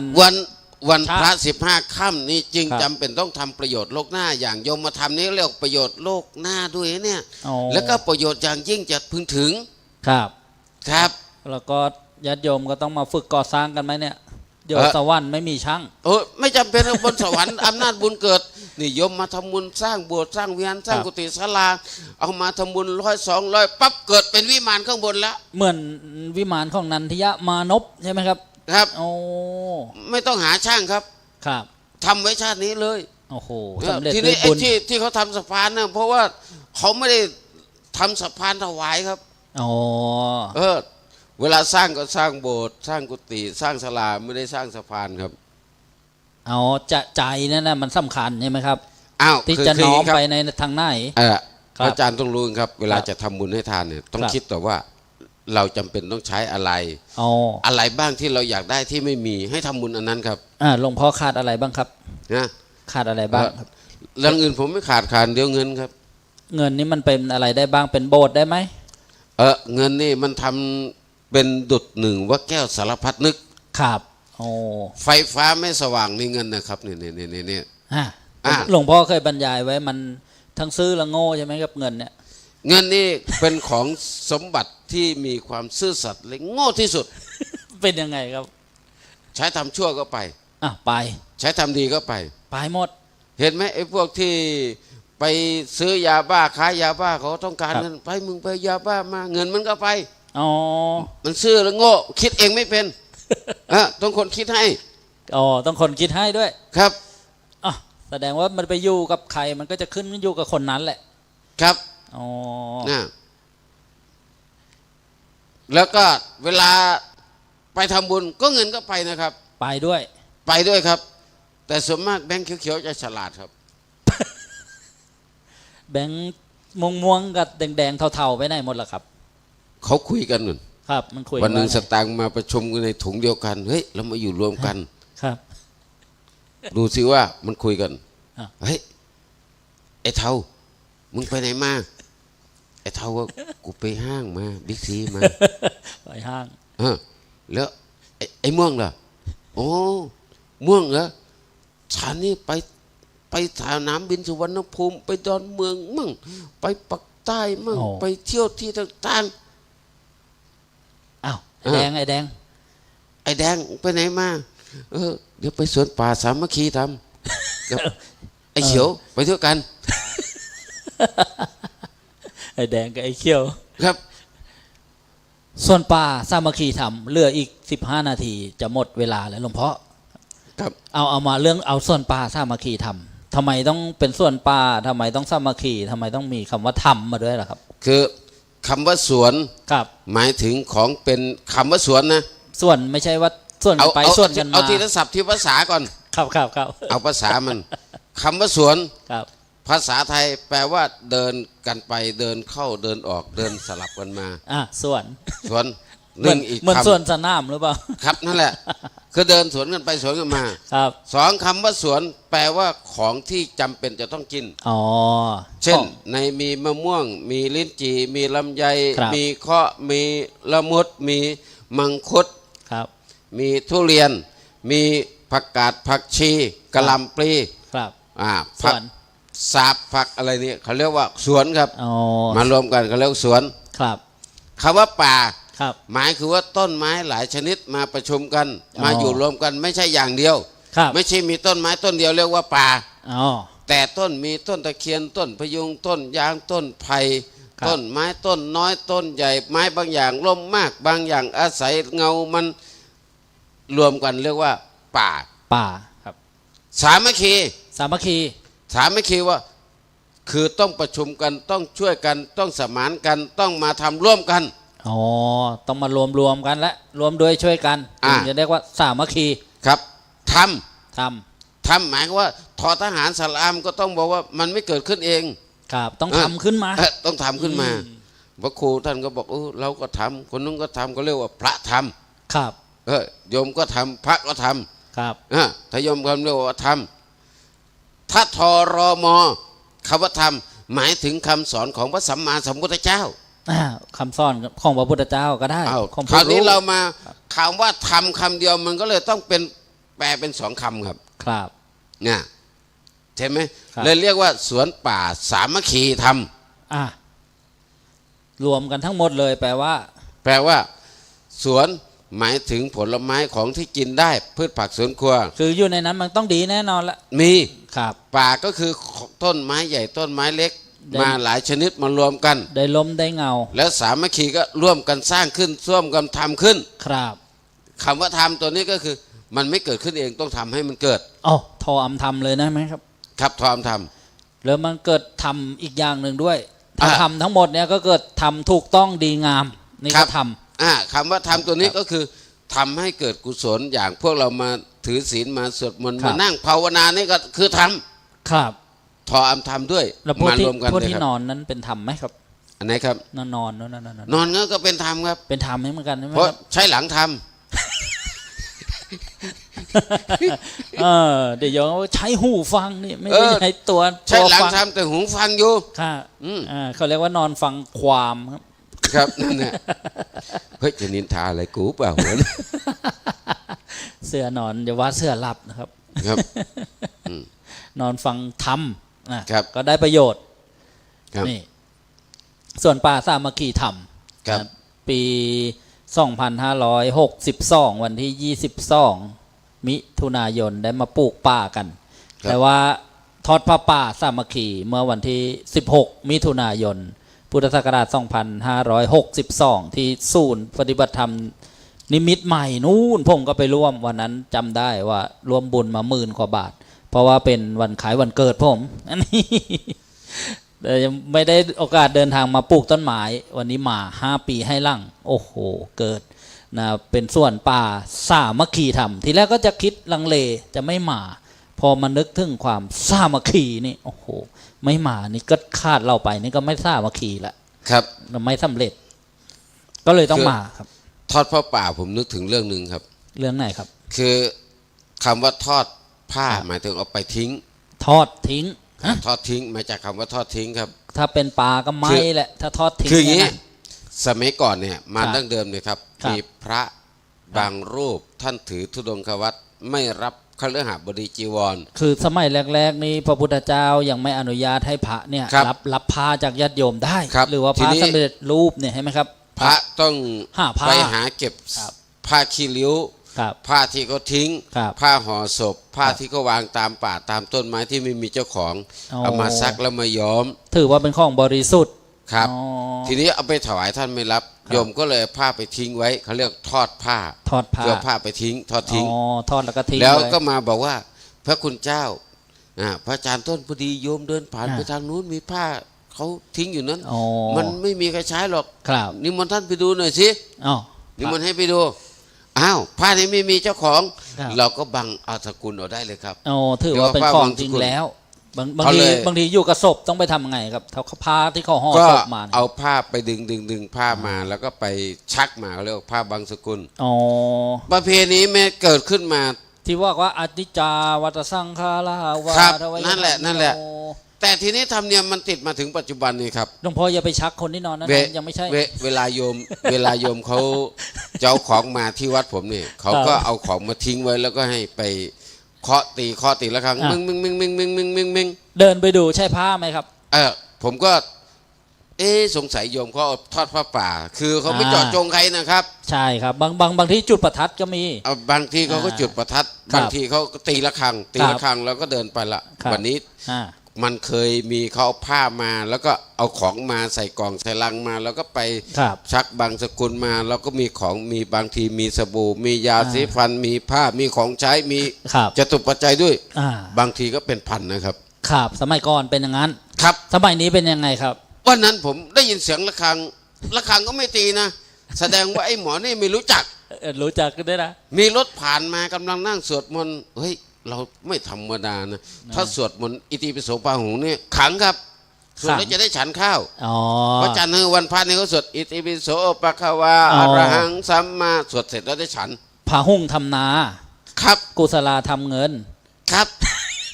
ผมก็สวดอย่างนั้นน่ะ วะเอติปิโสปะคะวาอะระหังสัมมาสัมพุทโธวิชชาจารณสัมปันโนสุขโตรถมีรถคันงามๆคันหนึ่งรถเก๋งนะ ก็เลยก็ยิ้มใจข้างแน่นอน วิ่งมาปุ๊บมาจอดลงหน้าศาลาตรงที่กำลังสวดมนต์เลย อ่าว างลงแล้วก็รีบถอยรถกลับไป กะวันนี้แล้ว ไอ้หมอเนี่ยมันไม่รู้จักธรรมเนียมระฆังก็ไม่ตี อ่า ทันที่ตีระฆังบอกพระให้รู้ ช่างแต่เราประสาทหูดี ครับ รถไปเราก็รู้ว่าก ะ เฮ้ย ว่าต้องได้แน่แล้ว ไม่ ป้ากอง เพราะ นี้ มัน แล้ว เป็นเดือนเมีษา นั่น ไม่เงาะก็ทุเรียนแล้ววะ เอา เออ ละอยากมาไล่วันแล้วด้วย โอ้ยกำลังอยากจะฉันทุเรียนพอดีเลย วันนี้ลาบปากมาแล้วกล่องเบลเลอร์เลยครับ เดี๋ยวจะพิจารณาให้พุงกลาง 2 เลย กล่องครับ ครับ กล่องหนึงต้องเป็นทุเรียน อ่า อีกกล่องหนึ่งต้องเป็นเงาะ ปรุงแต่งไปนู่นแหละโอ้ เออ โห ปรุงแต่ง ไปถึงผมก็บางสกุลอนิจจาวัตสังขาราอุปาทวยธรรมิโนอุปชิตวานิโรชันติเตสังอุปสมโมสุโข เอาละเข้ากุฏิเลย เข่าเลยครับ แปลกทำไมมันดิ้นคลุกคลุกคลุกเปิดมาอีกกล่องหนึ่งมีหมา5 ตัวอีกกล่องหนึ่งมีแมวอีก4 ตัว ได้ลาบเป็นสัตว์4 เท้า แมวมา5 มาสู้บารมีดีนะครับเนี่ย โอ้แสดงว่าวัดเรามีอันจะกินครับ แมว ครั ก็ บ อยู่หมาก็มา เออ เพราะสมัยก่อนนี่แมวไม่อยู่กับผมนะครับ ครับ หาแมวไม่ครบเลย มาแมวอด ผมไปอยู่ใหม่ๆครับ บิณฑบาตเข้าไม่พอฉัน เขาหมามาปล่อยหมาหนีผมเลยข้าไม่เหลือให้มันกิน คนจนที่มาเหมือน กับคนจนหมาเหมือนพระจนหมาก็ไม่อยู่ด้วย โอ้จากพาป่าก็มาเป็นม้าแมว เป็นไปได้ยุคนี้นะอืม โอ้นี่ปกิณกะว่าคำว่าพระป่า ครับ ทอดแล้วก็ทิ้ง ครับ ต่อมาก็วิวัฒนาการ อยากจะถวายเป็นสังฆทาน ก็มีกิ่งไม้มาด้วย ครับ แล้วมีผ้าชิ้นเล็กๆทำเป็นชะนีบ้างเป็นลิงบ้าง แล้วก็มีบริวารนะเรียกว่ามาถวายกันเป็นร่วมจิตร่วมใจมาซื้อที่ดินนะเป็นพื้นป่าแห่งนี้ จะได้มาเป็นรมณียสถาน แล้วก็มาทำกิจกรรมกันปีหนึ่งนะก็มากันครั้งหนึ่งระดมธรรมนะระดมญาติโยมเนี่ยมาร่วมกัน เรียกว่าไม่ใช่คนตื่นทำแล้วทีนี้เป็นคนไม่หลับไม่นอนกัน ครับ มา คนไม่นอนมี4 ประเภทครับ มีใครอีกล่ะครับทีเนี้ย อ้าว ครับ คนไม่นอน4 ประเภทนะครับ 1 หนึ่ง โจรที่หมายเอาทรัพย์ของคนอื่น โจรขโมย ครับ ที่ นอน จะไป นอนน้อยตื่น ตัด นานนะ ช่องย่องเบา เวลาจะไปลักเขาเนี่ย ครับ ต้องไปตอนดึกๆเที่ยง อ๋อ คืนตี 1 ตี 2ตอน ครับ ที่คนนอนแล้วหมาก็นอน ครับ อ่า อ่ะ หมานี่เป็นรปภอย่างดีกว่าจ้างยามมาครับ มันไม่รับสินบน เพราะว่า หมาเนี่ยมันถือว่าทรัพย์ของเจ้านายคือทรัพย์ของมัน รักษาเท่าชีวิตเลย แต่ ครับ ส่วนยามอื่นทั่วไปทรัพย์ของเจ้านายไม่ใช่ทรัพย์ของมัน เอาชีวิตรอดไว้ก่อน เอาชีวิตรอดก่อน อ่า โจรเนี่ยนะครับ ครับ นอนน้อยตื่นนาน อ๋อนี่อย่างที่หนึ่งอย่างที่สองล่ะครับ อย่างที่2พระราชา พระราชามี พระราชามีกิจมาก น้ำท่วมปักใต้โอ้ยพระราชาต้องส่งของพระราชทานไปแล้วครับ ส่งเครื่องบินเข้าไปช่วยส่ง บำบัดทุกข์ บำรุง สุขของอาณาประชา ดูแล ราษฎร์ พี่น้องประชาชนประชากรญาติโยมลูกหลานที่อยู่เหนือใต้อีสานว่าเป็นไงบ้าง ใส่ใจตรวจสอบดูว่าจะช่วยได้ยังไง ครับผู้ที่อยู่ใต้ลมพระบรมโพธิส้มผาน ครับ ทั้งอุปธรรมยอยกพระพุทธศาสนาครับ ครับ เพราะว่าบำบัดทุกข์บำรุงสุขของประชาชน ครับ เนี่ยเกิดเป็นคนใดมีมหากษัตริย์เป็นประมุขประเทศชาติเป็นอย่างนี้ครับ ต้องยกย่อง ไม่ต้อง เชิด รอ ชู ไม่ต้องรอเข้าพิพากษาว่าจะไม่ต้องรอว่าใครจะทำอะไรที่ไหน พระองค์ส่งไปก่อนเลยครับ ครับ ส่งไปก่อนเลยนะนอนน้อยตื่นนาน 3 3นะครับ หญิงที่รักชายชายที่รักหญิง หญิงที่รักชายชายที่รักหญิงเดี๋ยวนี้ เออ มันต้องมีชายรักชายหญิงรักหญิงด้วยนะเขาเรียก LGBT ครับ ครับ พวกนี้นอนน้อยตื่นนานครับ เพราะว่า เพราะว่านอนไม่หลับ อ๋อ 5 ทุ่มเที่ยงคืนก็ส่ง ส่งไลน์กัน ส่งไลน์หากัน แล้วก็ทำนอนหรือยัง หลับหรือยัง กินข้าวหรือยัง หลับแล้วแล้วใครตอบ หมาหรือไง ตอบไปหลับแล้วใครตอบ อ๋อหญิงหนุ่มสาวรักกันคิดถึงกัน ครับคิดถึง เมื่อไหร่จะได้อยู่ด้วยกันสักที ครับ เวลาแต่งงานใหม่ๆเนี่ยครับ ครับ เขาอธิษฐานนะ ผู้ชายถือขันข้าว ผู้หญิงถือทัพพีตักข้าวอธิษฐานด้วยกันนะครับ ครับอย่าลืมวันพระ สาธุด้วยบุญกุศลที่ทำบุญร่วมชาติตักบาตรร่วมขันเขาเป็นเนื้อคู่กันทุกภพทุกชาติไป ผ่านมารุ่นนี้อธิษฐานใหม่หมดแล้วครับ เป็นยังไงครับ ยายใส่บาตรคนเดียวไม่มีใครใส่ด้วย อธิษฐานคนเดียวเลยชาตินี้ชาติสุดท้ายขออย่าได้พบอย่าได้เจอมันอีกเลย ตาไปไหนซะแล้ว มันเบื่อเต็มที่ครับ คำอธิษฐานเปลี่ยนใหม่ เปลี่ยนได้ด้วย เปลี่ยนลืมไปแล้วเมื่อยามรักที่บอกว่าน้ำต้มผักก็ว่าหวานพอยามนานน้ำตาลก็ว่าขม ครับ เปลี่ยนได้เนาะใจคนเราเนี่ยเนาะ ครับ โอ้ สายน้ำย่อมเปลี่ยนใจปลาธรรมะเปลี่ยนใจคน อ๋อครับ สายน้ำเวลาฝนตกใหม่ๆน้ำมานี่ปลามันหาทิศทางจะไป ครับ แต่คนได้ฟังธรรมแล้วคนเคยทำชั่วเลิกท โอ้ ำพูดชั่วเลิกพูดคิดชั่วเลิกคิดเขาเรียกว่าธรรมะเปลี่ยนใจคนครับ ครับธรรมะนี่ อัน เป นี้ ลี่ยน นะ ใจคนจาก คนที่สี่ ครับคนที่สี่ คนที่สี่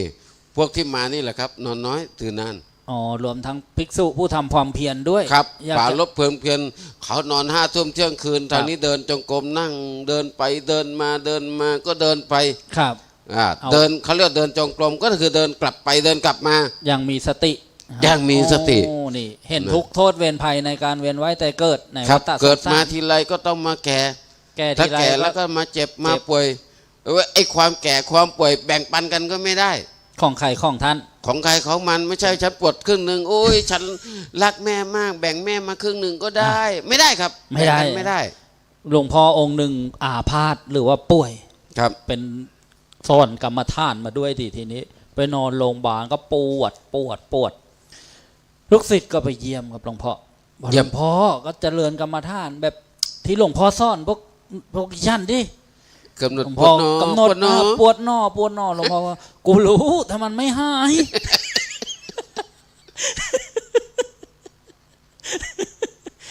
ซ่อนเขาอย่างดีเลยนะครับ มีท่านปฏิบัติธรรมใช่ไหม ครับ เด็กวัดเขาปฏิบัติธรรม ครับ อยู่วัดมานานครับ อ๋อเด็กวัดนะ พระอาจารย์มหาก็สอนลูกศิษย์วัด ครับ แม่เขาตายครับ อ๋อ แม่ตายมันเป็นนอนกอดลงแม่ผมว่าจะเลี้ยงดูแม่แต่ก่อนผมมีแต่แม่ดูแล ตอนนี้มีเงินแล้วทำงานว่าจะให้แม่อยู่สบาย แม่จะได้พักผ่อนพาแม่ไม่น่าด่วนจากผมไปเลยอาจารย์มหาเป็นคนศึกษาธรรมมามากครับ ก็เลยต้องสอนซะหน่อย สอนบอกโอ้ยเองอย่าไปคิดอะไรมากมาย ทุกคนเรามาเกิดแก่เจ็บตายเป็นเรื่องธรรมดา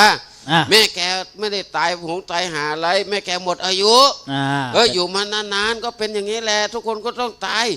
ไปโศกเศร้ามันได้ประโยชน์อะไรวะเนี่ยเป็นคนวัดเนี่ยต้องรู้คนเข้าวัดฟังธรรมเนี่ยเรื่องแบ แล้ว บ มัน นี้ เสียสถาบันเด็กวัดหมดเป็นเด็กวัดมาตั้งนาน เป็นเรื่องพื้น ไป ฐา เช็ด น น้ำตาไปไปจัดการจัดงานมันไม่มีประโยชน์สำหรับแม่เองเนี่ยทำใจให้ดีแล้วก็ไปถุงข้าวต้มแกงทำบุญใส่บาตรยังประโยชน์แม่ยังได้บุญมากกว่า ร้องไห้ฟูมไฟไม่เกิดประโยชน์เสียชื่อลูกศิษย์พระมหาหมดเสียสถาบันหมดไปไอ้นี่มันทำใจได้ครับ ครับเช็ดน้ำตาทำใจเบิกบานหุงข้าวต้มแกงจัดงานศพแม่ได้อย่างดีเลยครับผ่านมา5-6 ปีครับเป็นยังไงครับแกก็จำคำอาจารย์มหาสอนคิดอยู่คนคัดภาคการเกิดแก่เจ็บตายแกเจริญอภินหาว่าความแก่เป็นธรรมดาความตายเป็นธรรมดาแกเคิมขึ้นใจแล้วก็แกก็ยอมรับได้ครับแม่อาจารย์มหาตายครับแม่อาจารย์มหาตายอาจารย์มหาบอกยมเฮว่าจะพาแม่เข้าวัดจำศีลยมแม่มาตายซะแล้วแม่ยมแม่ทำเสมือนเลยเดี๋ยวก่อนน้ำตาไหลเปล่าไม่ไหลไม่ไหลนะครับเสียงอ้าวต่อมาลูกศิษย์นี่ก็มางานใช่ไหมมาเห็นอาจารย์ครับอาจารย์มหาครับ อาจารย์มหาจะไปร้องไห้ทำไมล่ะครับ อ่า ความตายเป็นธรรมดา อ่า คอยเกิดมามันก็ตาย แบบที่อาจารย์มหาสอนผมไง ปีที่แล้วปี อ่า ก่อนนั้นเนี่ยแม่ ครับ ผมตายอาจารย์มหาผมยังทำใจได้เลย ครับ แล้วอาจารย์มหาจะร้องไห้ทำไม อาจารย์มหาตอบว่าไงทีเนี้ยครับ วันนั้นมันแม่มึงวันนี้มันแม่กู เราก็นึกว่าอาจารย์นี่เก่งแล้วใช่ไหม พอคนเราบางทีนะมันเหมือนพ่งเข้าตาใช่ไหมหลวงพ่อ ครับ เนี่ย หมอตาเนี่ย เข้า ครับ ตาครับ รักษาตาคนอื่นหายร้อยเป็นพันเป็นหมื่น ครับ เวลาตัวเองเป็นโรคต้อกระจกต้อหินต้องให้หมอคนอื่น รักษาให้ นี่เห็นไหม เออ นี่ หมอตาไม่ใช่ว่าจะรักษาตนเองได้นะครับ เพราะฉะนั้นเราจำคำสอนมาได้ แต่ถ้าคำสอนนั้นไม่มาประพฤติปฏิบัติ มันจะอยู่ในตำรามันไม่ได้อยู่ที่ใจ โอ้เหมือนมีเงินแล้วอยู่ เออ ให้คนอื่นยืมเขาก็ พระ ถือ อา ว่า จารย์ ไม่ ม มี หาท่านเรียนมาเยอะ แต่ ครับ ท่านไม่ได้เอาโยนิสมนสิการบ่อย เอา ๆมันต้องมาโยนิสมนสิการบ่อยๆ ทำด้วยใจ เวลาป่ โด วย ยยับ นี่ครับ คายครับ พระองค์หนึ่งป่วยไปเยี่ยมพระป่วยครับ ครับ พระป่วยโยมไปเยี่ยมหลวงพ่อท่านป่วยใช่ไหม อ่า หลวงพ่อใจดีเลยนะครับ ถึงมือหมอไม่นานเดี๋ยวก็หาย โยมไปเยี่ยมเขาก็บอกว่าหลวงพ่อครับ หลวงพ่อเจ้าขา อ่า อีกไม่นานก็หายแล้วห ให้ ลวงพ่อใจดีๆนะครับ ให้ เดี๋ยว กำลังใจ ให้กำลังใจ ครับ พระองค์หนึ่งเขาไปหาครับ ครับว่าไง ทนเอาหน่อยนะ เดี๋ยวก็ตาย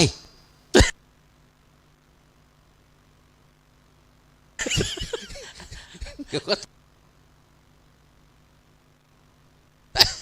เอา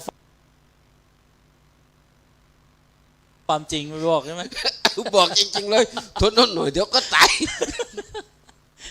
เป็นลูกวัดกับเจ้าอาวาสหรือเปล่าเนี่ย ตำแหน่งจะว่างแล้ว ตำแหน่งจะว่างทนเอาเดี๋ยวก็ตาย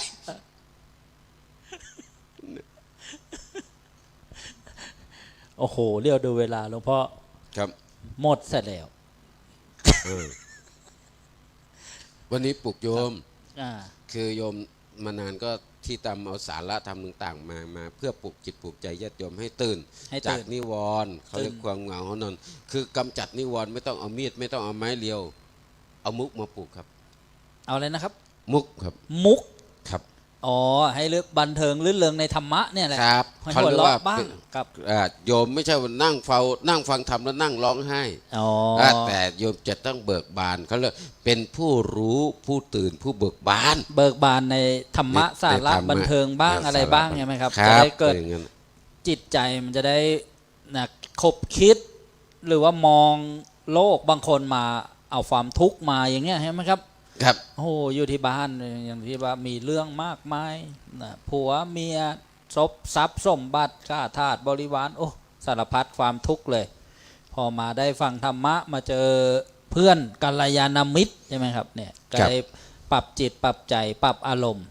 แล้วก็จะได้กลับไปใช้ชีวิตต่อสู้กับสิ่งต่างๆมากมาย ทั้งกิเลสหยาบกิเลสกลางกิเลสละเอียดต่างๆ เรียกว่ามาเก็บเพชรเก็บพลอยในส่วนป่าสามัคคีธรรมนับว่าเป็นบุญญาลาภญาติโยมค่ำคืนวันนี้ขอให้หลวงพ่อได้อำนวยชัยให้พรญาติโยมให้กำลังใจนะครับหลวงพ่อ ครับก็อยากจะบอกญาติโยมทุกคนว่าชีวิตเกิดขึ้นมาเนี่ยประโยชน์ทั้ง3การเราไม่ควรพลาดคือประโยชน์ในปัจจุบันนี้คือการสัมมาอาชีพประกอบอาชีพเลี้ยงชีพเลี้ยงมีเงินมีทองเลี้ยงลูกเลี้ยงหลานให้มีกินมีใช้ให้พอเป็นพอไปแต่เราจะต้องแบ่งจตุปัจจัยที่เรามีอยู่เพื่อทำประโยชน์โลกหน้ามีการทำบุญใส่บาตรให้ทานรักษาศีลภาวนาก็จะได้ประโยชน์อย่างจริงทั้ง3ประโยชน์นี้ต้องให้บริบูรณ์สมกับที่เราเกิดเป็นชาวพุทธเรียกว่าเป็นผู้ที่รู้ตื่นเบิกบานเป็นบุคคลผู้มีธรรมประจำใจก็ขออนุโมทนากับทุกท่านนะด้วยสุดท้ายนี้ด้วยพุทธานุภาพธรรมานุภาพสังขานุภาพอนุภาพศีลสมาธิปัญญาขอให้ญาติโยมทั้งหลายเป็นบุคคลเจริญยิ่งในกุศลกรรมในวัฏฏะสงสารนี้ขอให้ยินดีในธรรมกลัวชั่ว อายต่อความชั่วกลัวต่อผลบาปยินดีในการทำบุญให้ทานรักษาศีลภาวนาตราบถึงมรรคผลนิพพานทุกคนทุกท่านเทิน สาธุกราบขอบพระคุณหลวงพ่อบัวเรียนพุทธสโร เจ้าวาดวัดป่าสะพานสองตำบลวังประจบอำเภอเมืองตากจังหวัดตากผู้อำนวยการสถานีวิทยุคลื่นแสงธรรมส่องใจ FM 95.75 เมกะเฮิรตซ์วัดป่าสะพานสองอาตมาภาพพระสรายุทธสิริสาโรผู้อำนวยการสถานีวิทยุคลื่นสาธุเรดิโอ FM 101 เมกะเฮิรตซ์วัดท่าพระยาจักรจังลมอำเภออู่ทองจังหวัดสุพรรณบุรีกับขอบพระคุณครูบาอาจารย์ทุกรูปที่ได้ให้โอกาสกล่าวธรรมเสริมธรรมกับญาติโยมอนุโมทนาบุญญาติโยมทุกท่านขอจบการสนทนาธรรมไว้แต่เพียงเท่านี้ขอเจริญพร สาธุ เพื่อเป็นการบูชาคุณและก็บูชาธรรมเช่นเจ้าภาพได้ถวายทางด้านของยันเทศเครื่องไทยธรรมจากท่านพระอาจารย์บัวเรียนและก็ท่านสรายุทธ หรือว่าท่านพระอาจารย์ต้นท่านก็ได้บอกชื่อเสียงรายนามและนิมนต์ หลวงพ่อบัวเรียนได้มีเมตตานะมอบไทยธรรมให้กับส่วนป่าสามัคคีธรรมนะเพื่อที่จะได้เจริญกุศลให้เป็นประโยชน์ต่อไปขอทุกท่านอนุโมทนาร่วมบุญด้วยกันนะสาธุ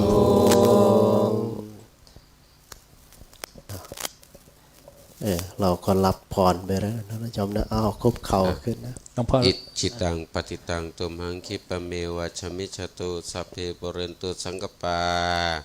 จันโทปนะระโสยถามณิโชติระโสยถา สัพพิติโยวิวัจจันตุสัพพะโรโควินาศตุมาเตภวัตวันตรายโยสุขิธิขายุโกภวะอภิวาทนาสิเลสเนจังวุตตาปัจจายโนจัตตารโอธรรมาวัฏทันติอายุวันโนสุขังภาลัง สาธุกราบบูชาคุณและก็บูชาธรรมครูบาอาจารย์พร้อมกันโยมกราบ พุทโธเมนาโถพระพุทธเจ้าเป็นที่พึ่งของเรา กราบ ธัมโมเมนาโถพระธรรมเป็นที่พึ่งของเรากราบสังโฆเมนาโถพระสงฆ์เป็นที่พึ่งของเรา ก็กราบขอบพระคุณท่านพระอาจารย์ทั้งสองรูปที่เมตตาให้ทำเป็นทานในช่วงของพักดึกแต่ว่าไม่รู้จะใช้มุกอะไรยิงขนาดไหนโยมก็นอนไม่ตื่นเหมือนเดิม โอ้สามกับลูกผีจมไหายเลยรถ เสียเงิน700มานอนเอาตั้งไกล โอ้ซอยเรือบ่ได้ละใหญ่ที่นอนเนี่ย มาได้ฟันอีกก็พอแห้งแล้วเนาะ ต่อไปเพื่อไม่เป็นการเสียเวลาก็กราบรัตนาท่านพระอาจารย์จรัตน์นะครับ สุจิตโตเจ้าอาวาสวัดถ้ำแฝดนะถ้าเกิดว่าท่านหลับอยู่ยังไม่ตื่นหรือ โอ้สิขายพระเนี่ยเทศไปแล้วใช่ไหม แสดงว่าพิธีก่อนนี่เพิ่งตื่นมา งั้นก็กล่าวอาจารย์นิมนต์ท่านพระอาจารย์มหาบุญช่วยปัญญาวชิโรทางด้านของวัดวิปัสสนาดงเย็นในกราบขอรัตนครูบาอาจารย์ได้ขึ้นสู่ธรรมาสน์ให้วัดแห่งธรรมในช่วงของพักตอนดึกๆเราเพื่อไม่เป็นการเสียเวลาในการอยู่ก็อัญเชิญพระรัตนตรัยเข้าสู่จิตสู่ใจหน่อยเพื่อให้วิญญาณจะได้กลับเข้าลาง จะได้ตื่นขึ้นมากันบ้างอ้าว พุทธคุณธรรมคุณสักหน่อยหนึ่งในช่วงที่พระอาจารย์กำลังจะขึ้นม่านอิติปิโสภะคะวะอะระหังสัมพุทโธวิชชาจารณสัมปันโน สุขโตโลกวิทุอนุตตโรปุริสธรรมสารติสันสาเทวมนุษย์สานังพุทโตภะคะวะติสวากขาโตภะคะวะตาธัมโมสันติติโกอาการิโกเอหิปัสสิโกโอปันญิโก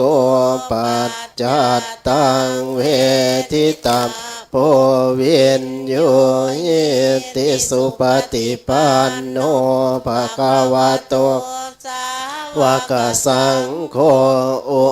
จุปฏิปันโนภะคะวะโตสาวกสังโฆยายาปฏิปันโนภะคะวะโตสาวกสังโฆสามีจิปฏิปันโนภะคะวะโตสาวกสังโฆยติตังจัตตาริปุริสายุคา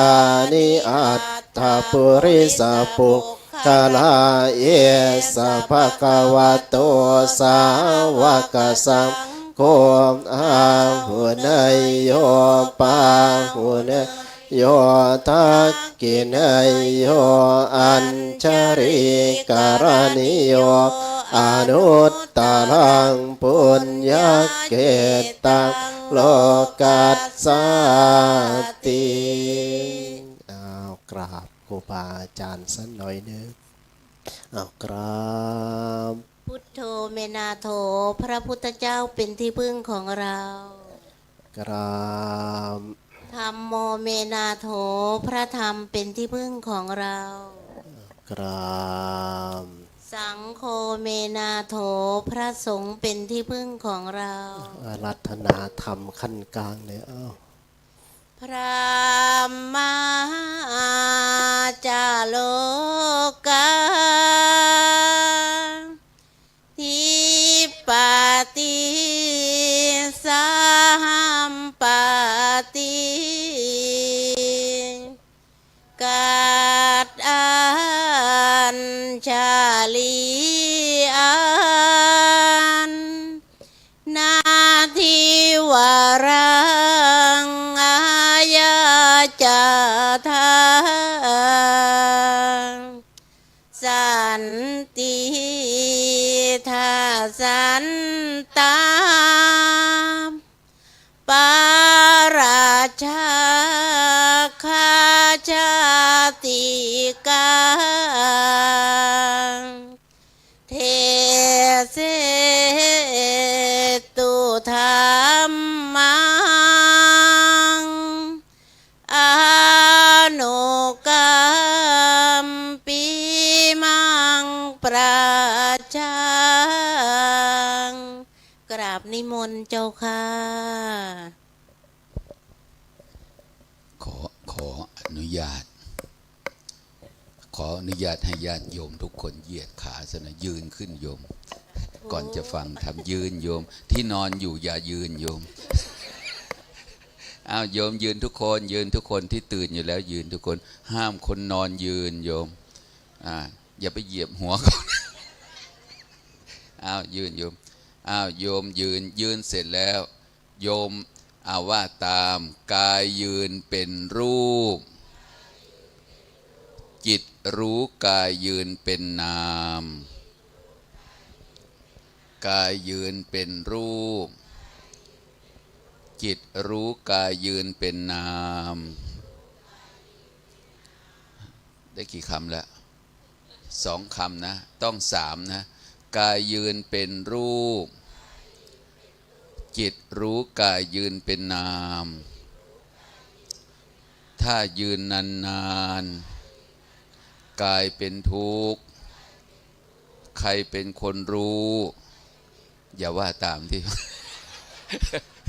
จิตเป็นคนรู้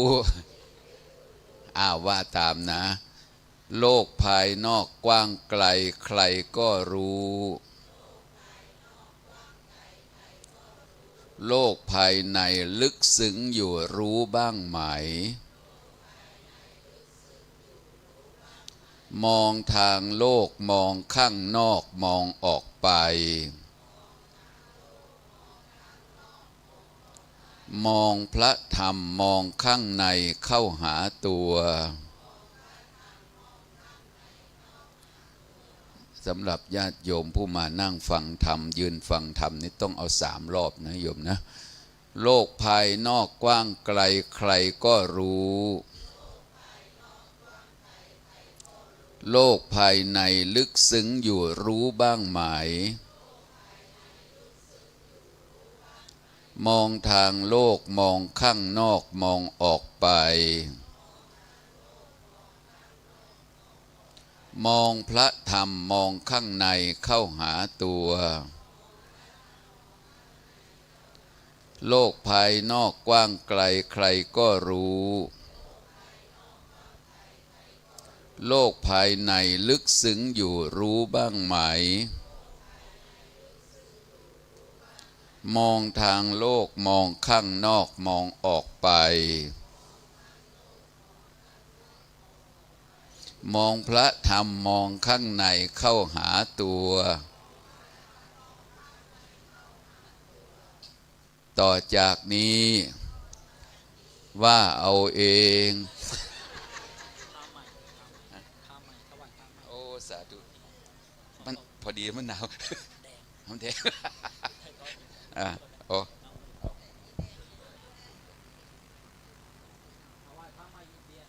เอาอนุโมทนาสาธุอาจารย์ต้นสาธุญาติโยมนะวันนี้เราได้มีโอกาสได้มาพบกันถ้ายืนนานๆโยมจะไม่ได้นั่งเพราะฉะนั้นถ้าเราจะไม่ยืนก็ต้องนั่งโยม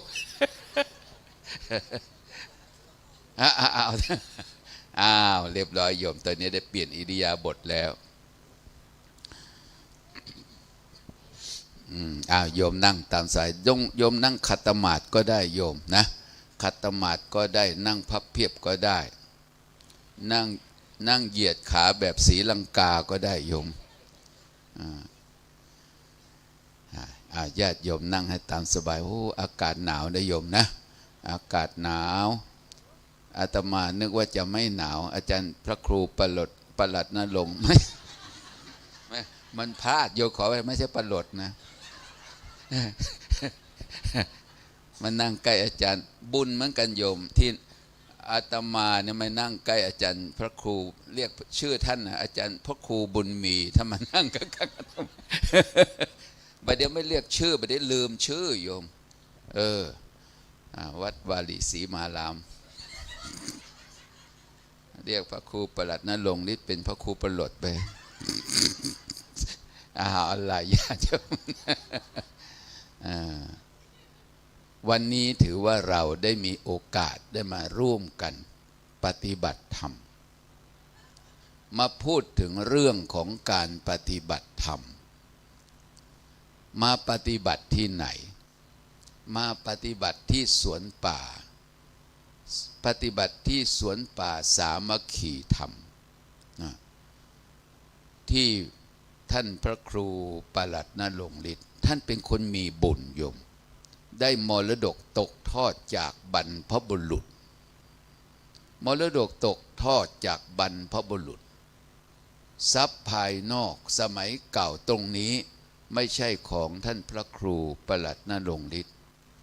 เป็นของคุณพ่อคุณแม่ถามว่าคุณพ่อคุณแม่เอามาจากไหนปู่ตาของคุณพ่อคุณแม่คนเหล่านั้นเอาที่ดินตรงนี้ไปได้ไหมโยมไม่ได้นี่ไหมโยมท่านประหลัดนรงค์ฤทธิ์เนี่ยท่านคิดถึงท่านเห็นประโยชน์ตอนเย็นท่านพระครูอาลีนะพระครูอาลีเรียกชื่อเก่าท่านนำเรื่องพระพุทธเจ้าของเราสร้างบารมีตอนที่ท่านชาติที่พระองค์ได้เริ่มได้รับพุทธพยากรณ์คือคำว่าพุทธพยากรณ์ทำไมจึงเรียกว่าพุทธพยากรณ์ พูดเหมือนตาเห็นนะพูดเหมือนตาเห็นก่อนที่ท่านจะออกบวชเป็นดาบทพระพุทธเจ้าของเราชื่อว่าเกิดในตระกูลพราหมณ์ชื่อว่าสุเมธะเวลาท่านอยู่ครองเรือนพ่อก็ตายแม่ก็ตายทรัพย์สมบัติก็ตกเป็นของใครเป็นของท่านสุเมธะท่านสุเมธะสุเมธเนี่ยกุมารเนี่ยโอ้ยบรรพบุรุษของเราไม่ได้นำทรัพย์สินเงินทองเอาไปเลยเนี่ยท่านก็เลยทำยังไงหนอเราจะเอาทรัพย์สมบัติอันเป็นทรัพย์ภายนอกให้เป็นอริยทรัพย์ภายในท่านก็ไปหาพระราชาแจ้งให้ประชาชนชาวเมืองมารับข้าวของเงินทองเราจะสละทรัพย์ภายนอกอันไม่สามารถนำติดตนไปให้เป็นอริยทรัพย์ภายในที่จะนำติดตนไปเนี่ยฟังแล้วน่าคิดใช่ไหมโยมญาติโยมเนี่ยมีเงินมีทองทั้งข้าวทั้งของตอนที่มาเนี่ยสละทุกสิ่งทุกอย่างนะโยมมาเนี่ยสละทรัพย์ภายนอกไม่อยู่กับมันแล้วมาแสวงหาอริยทรัพย์ภายในและทรัพย์อริยทรัพย์ภายในเป็นของที่จะนำติดตนไปอันญาติพี่น้องไม่สามารถนำให้เราได้แต่เราต้องทำเองนี่เราต้องทำเองอย่างที่เรามาเนี่ยขณะที่มานั่งฟังนะโยมมันชำระจิตนะมาชำระจิตถามว่ากำลังนั่งฟังเนี่ยมีบ้านอยู่ในหัวใจไหมโยมไม่มีสละหมดแล้วมีลูกอยู่ในหัวใจไหมไม่มีแฟนอยู่ในหัวใจไหมไม่มีเห็นไหมเขาเรียกว่าเป็นมนุษย์เป็นได้เพราะใจสูงใจมันถอนออกจากบ้านจากการจากงานจากข้าวจากของจากเงินจากทองวางทุกสิ่งทุกอย่างเขาเรียกว่ามนุษย์มนุษโสตัวเป็นมนุษย์แล้วก็ใจสูงส่งด้วยศีลด้วยธรรมเนี่ยด้วยศีลด้วยธรรมเนี่ยคำว่ามาบำเพ็ญบุญเขาเรียกว่าชำระจิตเขาเรียกว่าวิโสธนะแต่นั้นแปลว่าชำระจิตทำให้จิตบริสุทธิ์นี่เรามาปฏิบัติธรรม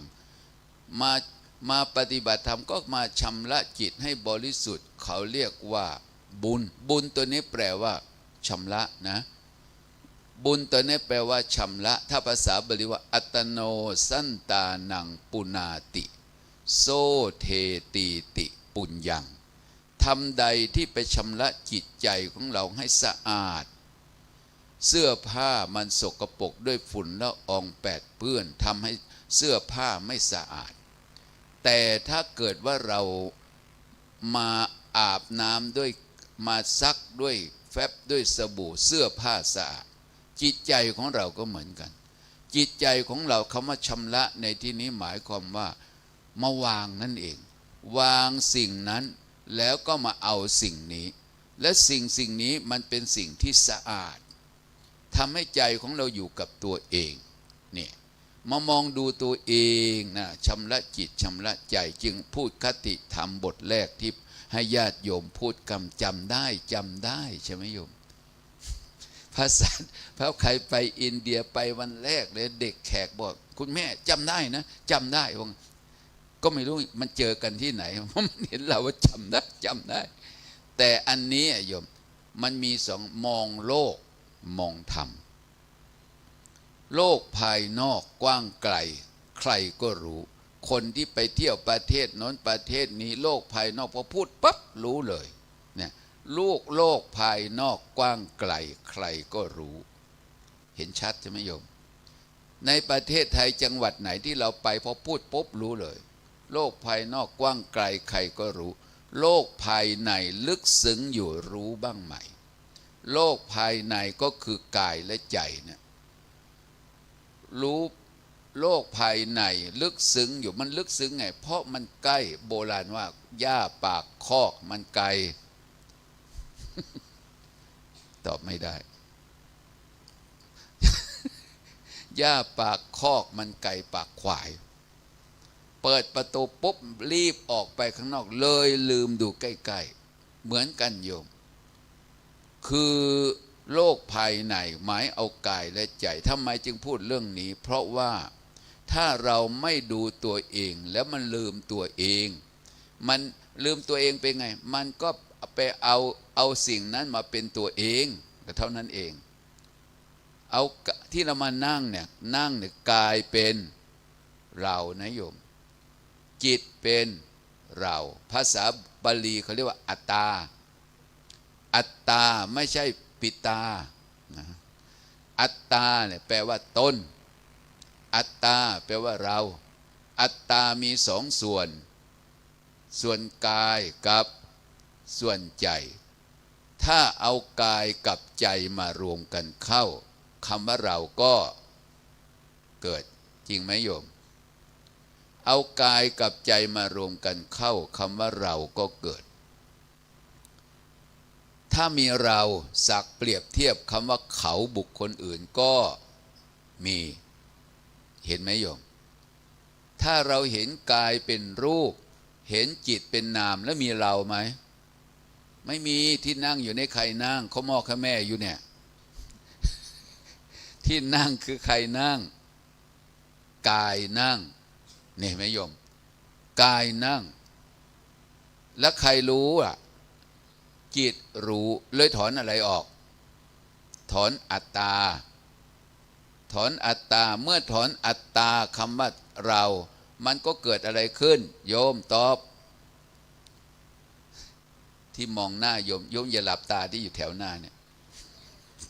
แม้พอมองนานหลับตาโยมเมื่อเห็นกายเป็นรูปเห็นจิตเป็นนามเมื่อถอนอัตตามันเกิดอะไรขึ้นมองทางนี้โยม เมื่อถอนเห็นกายเป็นรูปเห็นจิตเป็นนามมันถอนอะไรถอนอัตตาใช่ไหมเมื่อถอนอัตตาก็เกิดอะไรขึ้นสุญญตาเนี่ยกลางๆอาจารย์สนเพชรเนี่ยสุญญตาแปลว่าอะไรอย่าไปตอบนะว่าไม่มีตาไม่ใช่นะสุญญตาสุญญตาแปลว่าว่างเปล่าจากคำว่าตัวเราของเราเอาถ้าไม่มีเราแล้วใครนั่งกายนั่งแล้วใครรู้จิตรู้เอาถ้าไม่มีเรานั่งนานๆเป็นทุกข์ใครทุกข์ถอนอัตตาแล้วนะ ถ้าถอนอัตตาที่นั่งนานๆเป็นทุกข์ที่นั่งคือกายนั่งนานๆเป็นทุกข์คือกายทุกข์ถอนหรือยังถอนแล้วที่เป็นทุกข์คือกายทุกข์อะไรรู้จิตรู้เนี่ยธัมโมจะเทสิโตนิยานิโกแปลว่าพระธรรมอันพระผู้มีพระภาคเจ้าตรัสไว้ดีแล้วนำผู้ปฏิบัติออกจากกองทุกข์ออกจากกองทุกข์คือถอนตัวอะไรออกอัตตาเมื่อถอนตัวอัตตาก็เกิดสุญญตาเมื่อไม่มีเราคำว่าเขาบุคคลอื่นมีไหมไม่มีและที่นั่งเขามอกแค่แม่ใครนั่งกายนั่งแม้ตัวข้างในก็เหมือนกันกายเป็นรูปจิตเป็นเมื่อกายเป็นรูปจิตเป็นนามเราไม่มีศักดิ์เปรียบเทียบคำว่าเขาบุคคลอื่นจะมีไหมไม่มีคะแนนเต็ม10ได้3เห็นกายเป็นรูปเห็นจิตเป็นนามโลกภายนอกกว้างไกล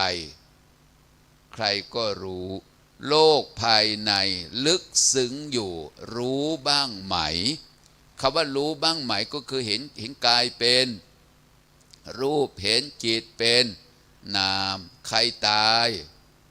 อาจารย์สอนเพชรอาจารย์สรายุทธใช่ไหมไม่ใช่ที่ตายใครตายรูปดับนามดับถอนไหมถอนอะไรออกถอนอัตตาฟังบ่ไม่ออก ฟังอยู่เนาะคือมาซื่อๆอยู่ เห็นกายเป็นรูปอันนี้เป็นสัจธรรมนะเห็นกายเป็นรูปเห็นจิตเป็นนามถ้าเราเห็นกายเป็นรูปเห็นจิตเป็นนามมันถอนตัวอัตตาเมื่อก็เกิดสุญญตาอันเนี้ยมันจะอยู่ในโลกแบบไม่มีความทุกข์ท่านบอกว่าธัมโมจะเทสิโตแล้วก็มีคำว่านิยานิโกพระธรรมคำสั่งสอนอันพระผู้มีพระภาคเจ้าตรัสไว้ดีแล้วนิยานิโกศัพท์นั้นแปลว่านำผู้เข้าถึงผู้ปฏิบัติออกจากทุกข์ได้จริงเห็นกายเป็นรูปเห็นจิตเป็นนามแม้ตัวเราก็เหมือนกันกายเป็นรูปจิตเป็นนามถ้าคนเมื่อเราเห็นกายเป็นรูปเห็นจิตแม้คนอื่นก็กายเป็นรูปจิตเป็นนามถ้าใครตายอะไรละใครตายรูปดับนามดับมีไหมญาติพี่น้องไม่มีแต่รูปกับนามมันถอนอะไรถอนอัตตาเนี่ยถอนทุกข์นะโยมนี่ถอนทุกข์โลกภายในลึกซึ้งอยู่รู้บ้างไหมคำว่าโลกภายในก็คือกายเป็นรูปจิตเป็นนามเมื่อถอนอัตตาก็เกิดอะไรขึ้นกี่รอบแล้วเนี่ยเมื่อถอนอัตตาก็เกิดสุญญตามองทางโลกมองข้างนอกมองออกไป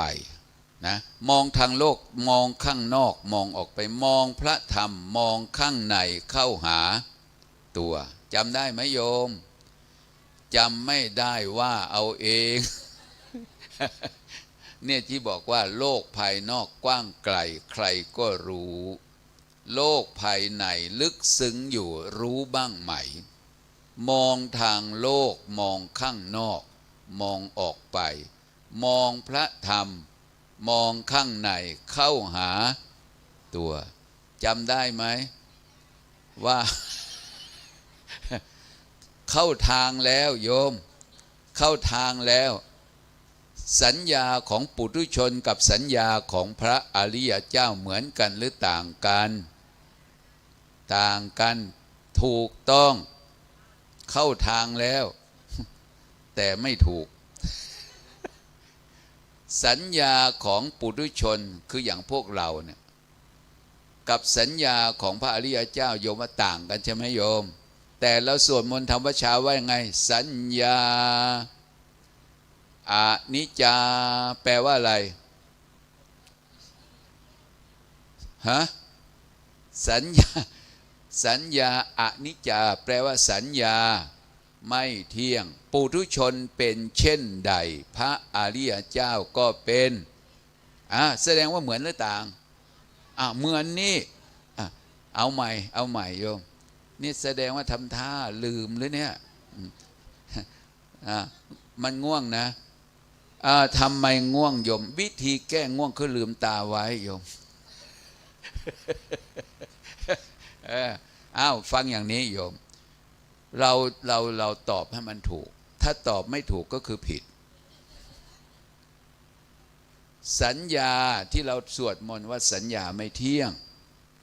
ปุถุชนเป็นเช่นใดพระอริยเจ้าก็เป็นเช่นนั้นแต่มันมีจุดต่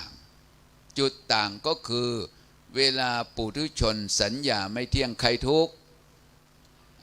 นึกว่าจะเข้าไปเอาของอยู่ในห้องเข้าไปแล้วนึกไม่ออกทำยังไงยืนก่อนใช่ไหมเจริญพรถ้านึกไม่ออกก็ต้องออกห้องมาก่อนนะออกมาก่อนนึกไม่ออกพอออกมาแล้วทำไงเข้าไปใหม่ พอเข้าไปแล้วมันยังนึกไม่ออกทำยังไงออกมาอีก ออกมาเนี่ยเห็นไหมโยมเวลาปุถุชนจำไม่ได้ใครทุกข์เราไม่ใช่เรา เราทุกข์ทำไมจึงเป็นทุกข์เพราะจำไม่ได้สัญญาไม่เที่ยงเราลืมสูตรยังไงล่ะแต่พระอริยเจ้าเวลามันต่างกับปุถุชนไหมเหมือนกันโยมพระอริยเจ้าสัญญาก็ไม่เที่ยงเหมือนกัน เข้าไปแล้วถ้านึกไม่ออกทำยังไงออกมาแล้วมันนึกไม่ได้เข้าไปใหม่แต่พระอริยเจ้าท่านไม่ทุกข์ไปกับสัญญาเพราะเห็นสัญญามันเที่ยงหรือไม่เที่ยงท่านเข้าใจว่าสัญญามันไม่เที่ยงท่านเลยไม่ทุกข์ไปกับมันธรรมชาติของหมามันเป็นไงโยมธรรมชาติของหมามันต้องเห่าแล้วหมาบ้านไหนสวัสดีครับสวัสดีครับ มีไหมหมาเห่าเราไปโกรธหมาแสดงว่าถูกไหมโยมว่าไม่ถูกหมาเห่าเรามีหูหน้าที่ของหูมีหน้าที่อะไรได้ยินถ้าหูได้ยินหมาเห่าต้องได้ยินเสียงหมาว่ามันเห่าว่งใช่ไหมโยมมีหมาที่ไหนถ้าหมาลาวกินข้าวเหนียวแล้วข้าวเจ้า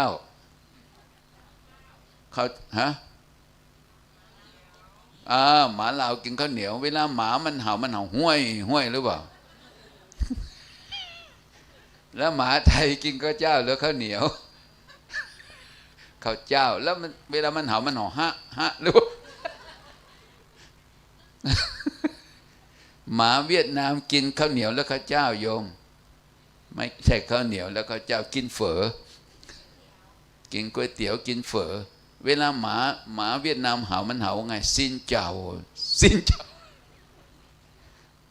เนี่ยธรรมชาติโยมเอาล่ะญาติโยมให้เข้าใจนะคำว่าธรรมะเรามาศึกษาพระธรรมคำสอนเนี่ยนำผู้ปฏิบัติออกจากกองทุกข์นี่เรากำลังมาศึกษาแม้จะฟังธรรมะเป็นสัญญา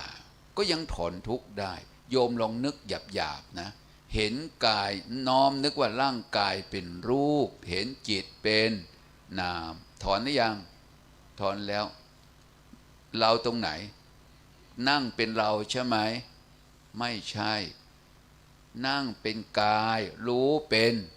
ใจถอนหรือยังถอนแล้วที่เป็นทุกข์คือกายทุกข์อะไรรู้จิตรู้เนี่ยถอนหรือยังถอนสัญญาผิดเขาเรียกว่าสัญญาวิปลาส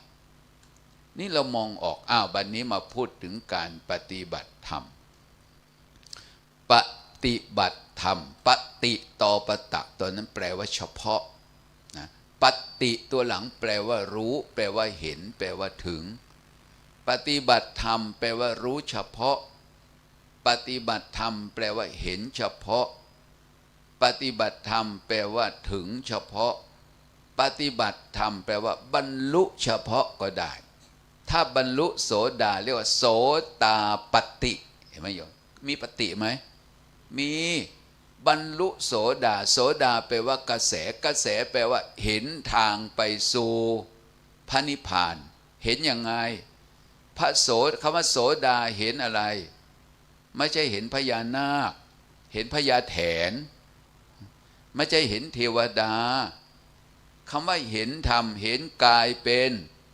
รูปเห็นจิตเป็นมันถอนอะไรถูกต้องถอนอัตตาโยมถอนอัตตาภาษากิเลสเขาเรียกสักกายทิฏฐิสักกะแปลว่าของตนทิฏฐิแปลว่าความเห็นสักกายทิฏฐิเห็นผิดกายว่าเป็นเราหัวใครมันเป็นกายยังไปบอกหัวเราใครถามว่าก้นใครนั่งเห็นไหมนั่งนานๆเป็นทุกข์ใครทุกข์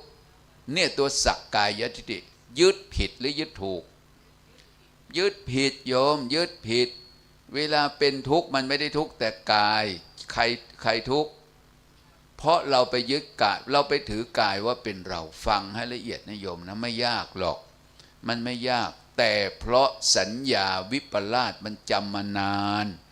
มันเหมือนน้ำหมึกที่มันซับผ้าเวลาซักครั้งเดียวมันออกไหมไม่ออกต้องซักกี่ครั้งอย่าถามซักแล้วซักออกไหม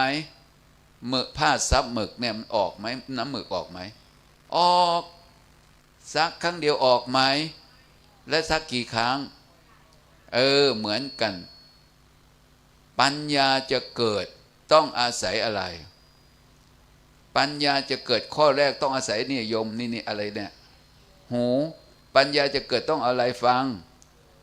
งกี่ครั้งหลายครั้งมีดอิโต้มันจะเกิดความคมจะทำไงโยมรับกี่ครั้ง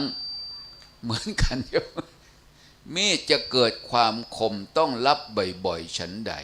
อย่างอาลาวกยักษ์ไปทูลถามปัญหาพระพุทธเจ้าสุดสูสังละปะเตปัญญังอัปปมัตโตวิจักขโนบุคคลตั้งใจเพ่งพินิจสดับย่อมเกิดปัญญาเนี่ยการฟังและปัญญาการฟังนี่เป็นตัวปัญญาใช่ไหมโยมใช่หรือไม่ใช่ใช่เห็นไหมโยมทางนี้โยมการฟังเป็นตัวปัญญาหรือเปล่ามีไม่บอกว่าเป็นหรือไม่เป็นมีการฟังนี่ไม่ใช่ตัวปัญญาแต่การฟังนี่มันเป็นเหตุทำให้เกิดปัญญาจึงเรียกชื่อภาษาบาลีว่าสุตตมยปัญญาความรู้สำเร็จจากการฟังเนี่ยโยมฟังแล้วเราจะได้เข้าใจคำว่าปฏิบัติธรรมปฏิบัติธรรมธรรมะก็คือความดีหรือเหตุให้เกิดความดีเรียกว่าปฏิบัติธรรมถามว่าไหว้พระสวดมนต์เนี่ยมันทำให้เกิดความดีไหว้พระสวดมนต์ทำให้เกิดความดียังไงเกิดสมาธิขณะสวดมนต์ไหว้พระเนี่ยใจวางทุกสิ่งทุกอย่างไหมขณะสวดมนต์วางสวดเวลาไหนใจก็วางเวลานั้นอย่าไปพูดเวลาอื่นนะโยมฟังให้ดีจะเข้าใจคำว่าปฏิบัติแปลว่ารู้เฉพาะปฏิบัติแปลว่าเห็นเฉพาะตอนที่สวดมนต์อะระหังสัมมาสัมพุทโธภควาใจน้อมอยู่ในบทสวดในขณะนั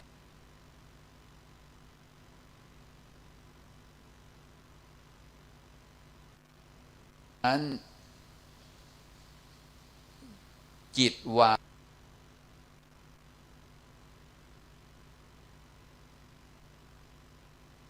บ้านวางลูกวางหลานวางงานไหม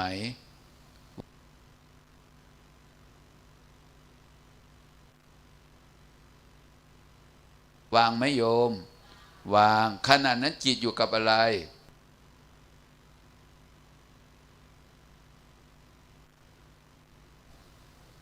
บทสวดมนต์เพราะฉะนั้นการสวดมนต์จึงเป็นเหตุทำให้ใจเกิดสมาธิสมาธิคือสภาวะจิต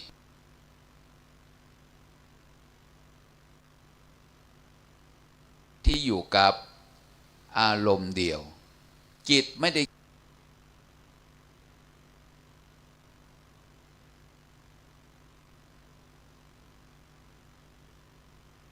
คิดไปในเรื่องอื่นเนี่ยคำว่าปฏิบัติธรรม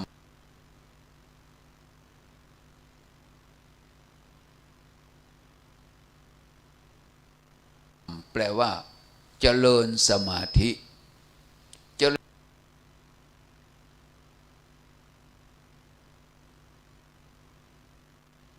ิญสมาธิไม่ได้บอกว่านั่งสมาธินะ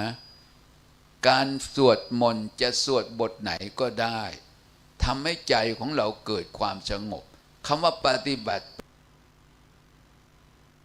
แปลว่ารู้เฉพาะยังไงรู้เฉพาะอะไรตอนนั้นน่ะรู้เฉพาะบทสวดมนต์ตอนนี้กำลังนั่งฟังขณะกำลังนั่งฟังใจอยู่ที่ไหนใจอยู่ที่มหาบุญช่วยจะพูดเรื่องอะไรใช่ไหมเรื่องอะไรตั้งใจฟังขณะตั้งใจฟังเป็นสมาธิไหมเป็นจิตอยู่กับการฟังนี่เหตุให้เกิดสมาธิ การฟังเนี่ยถ้าเกิดว่าจิตไม่เป็นสมาธิเหมือนน้ำที่มันกระเพื่อมโยมน้ำที่มันกระเพื่อมแม้มันน้ำมันใสเงาจะไม่ปรากฏในน้ำที่ไม่นิ่งฉันใดการฟังด้วยจิตที่กำลังอยากจะหลับอยากจะนอนฟังด้วยจิตที่กระสับกระส่ายคิดเรื่องโน้นเรื่องนี้เหมือนน้ำกับเพื่อมฟังเหมือนจะเข้าใจแต่ไม่เข้าใจเพราะเหมือนน้ำใสน้ำมันกับเพื่อมน้ำนี่เป็นละลอกคลื่นมันไม่นิ่งเงาจะไม่ปรากฏในน้ำที่ไม่นิ่งฉะนั้นการฟังด้วยจิตที่ไม่เป็นสมาธิมันจะฟังรู้เรื่องไหมไม่รู้เรื่องพระพูดเรื่องอุปมาว่า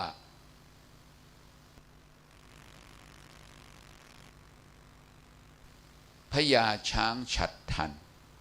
แต่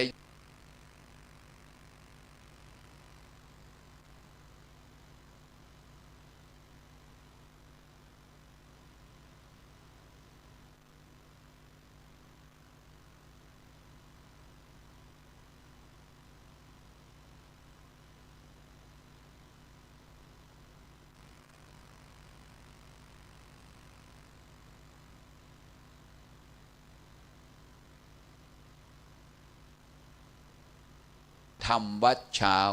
ก็คือไปปฏิบัติเป็นปกติตอน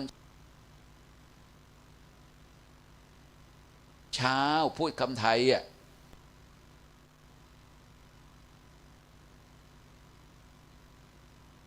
understand ไหมพูดอย่างเน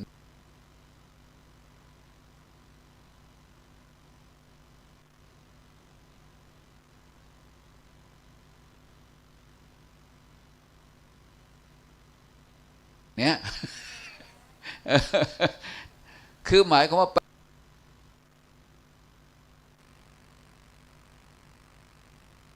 ไปปฏิบัติเป็นปกติตอนเช้าคำว่าปกติเรียกว่าทำวัดเช้าแต่มันเลย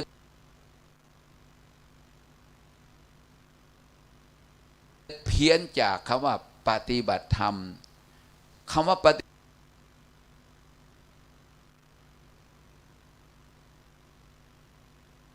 บัติธรรมปกติตอนเช้าเนี่ยปกติตอนเช้าเรียกว่าทำวัดเช้าก็คือไปปฏิบัติแปลว่ารู้เฉพาะขณะสวดมนต์วางทุกสิ่งทุกอย่างไหม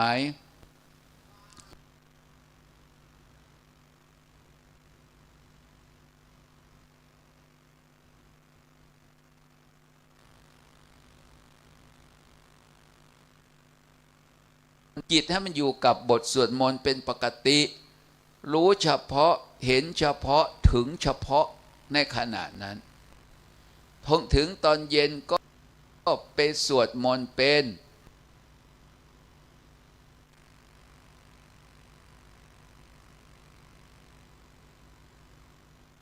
ปกติเราไม่เรียกวัดได้ไหม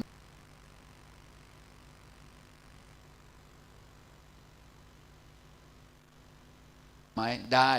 วัดตอนนี้แปลว่าปกติไปปฏิบัติ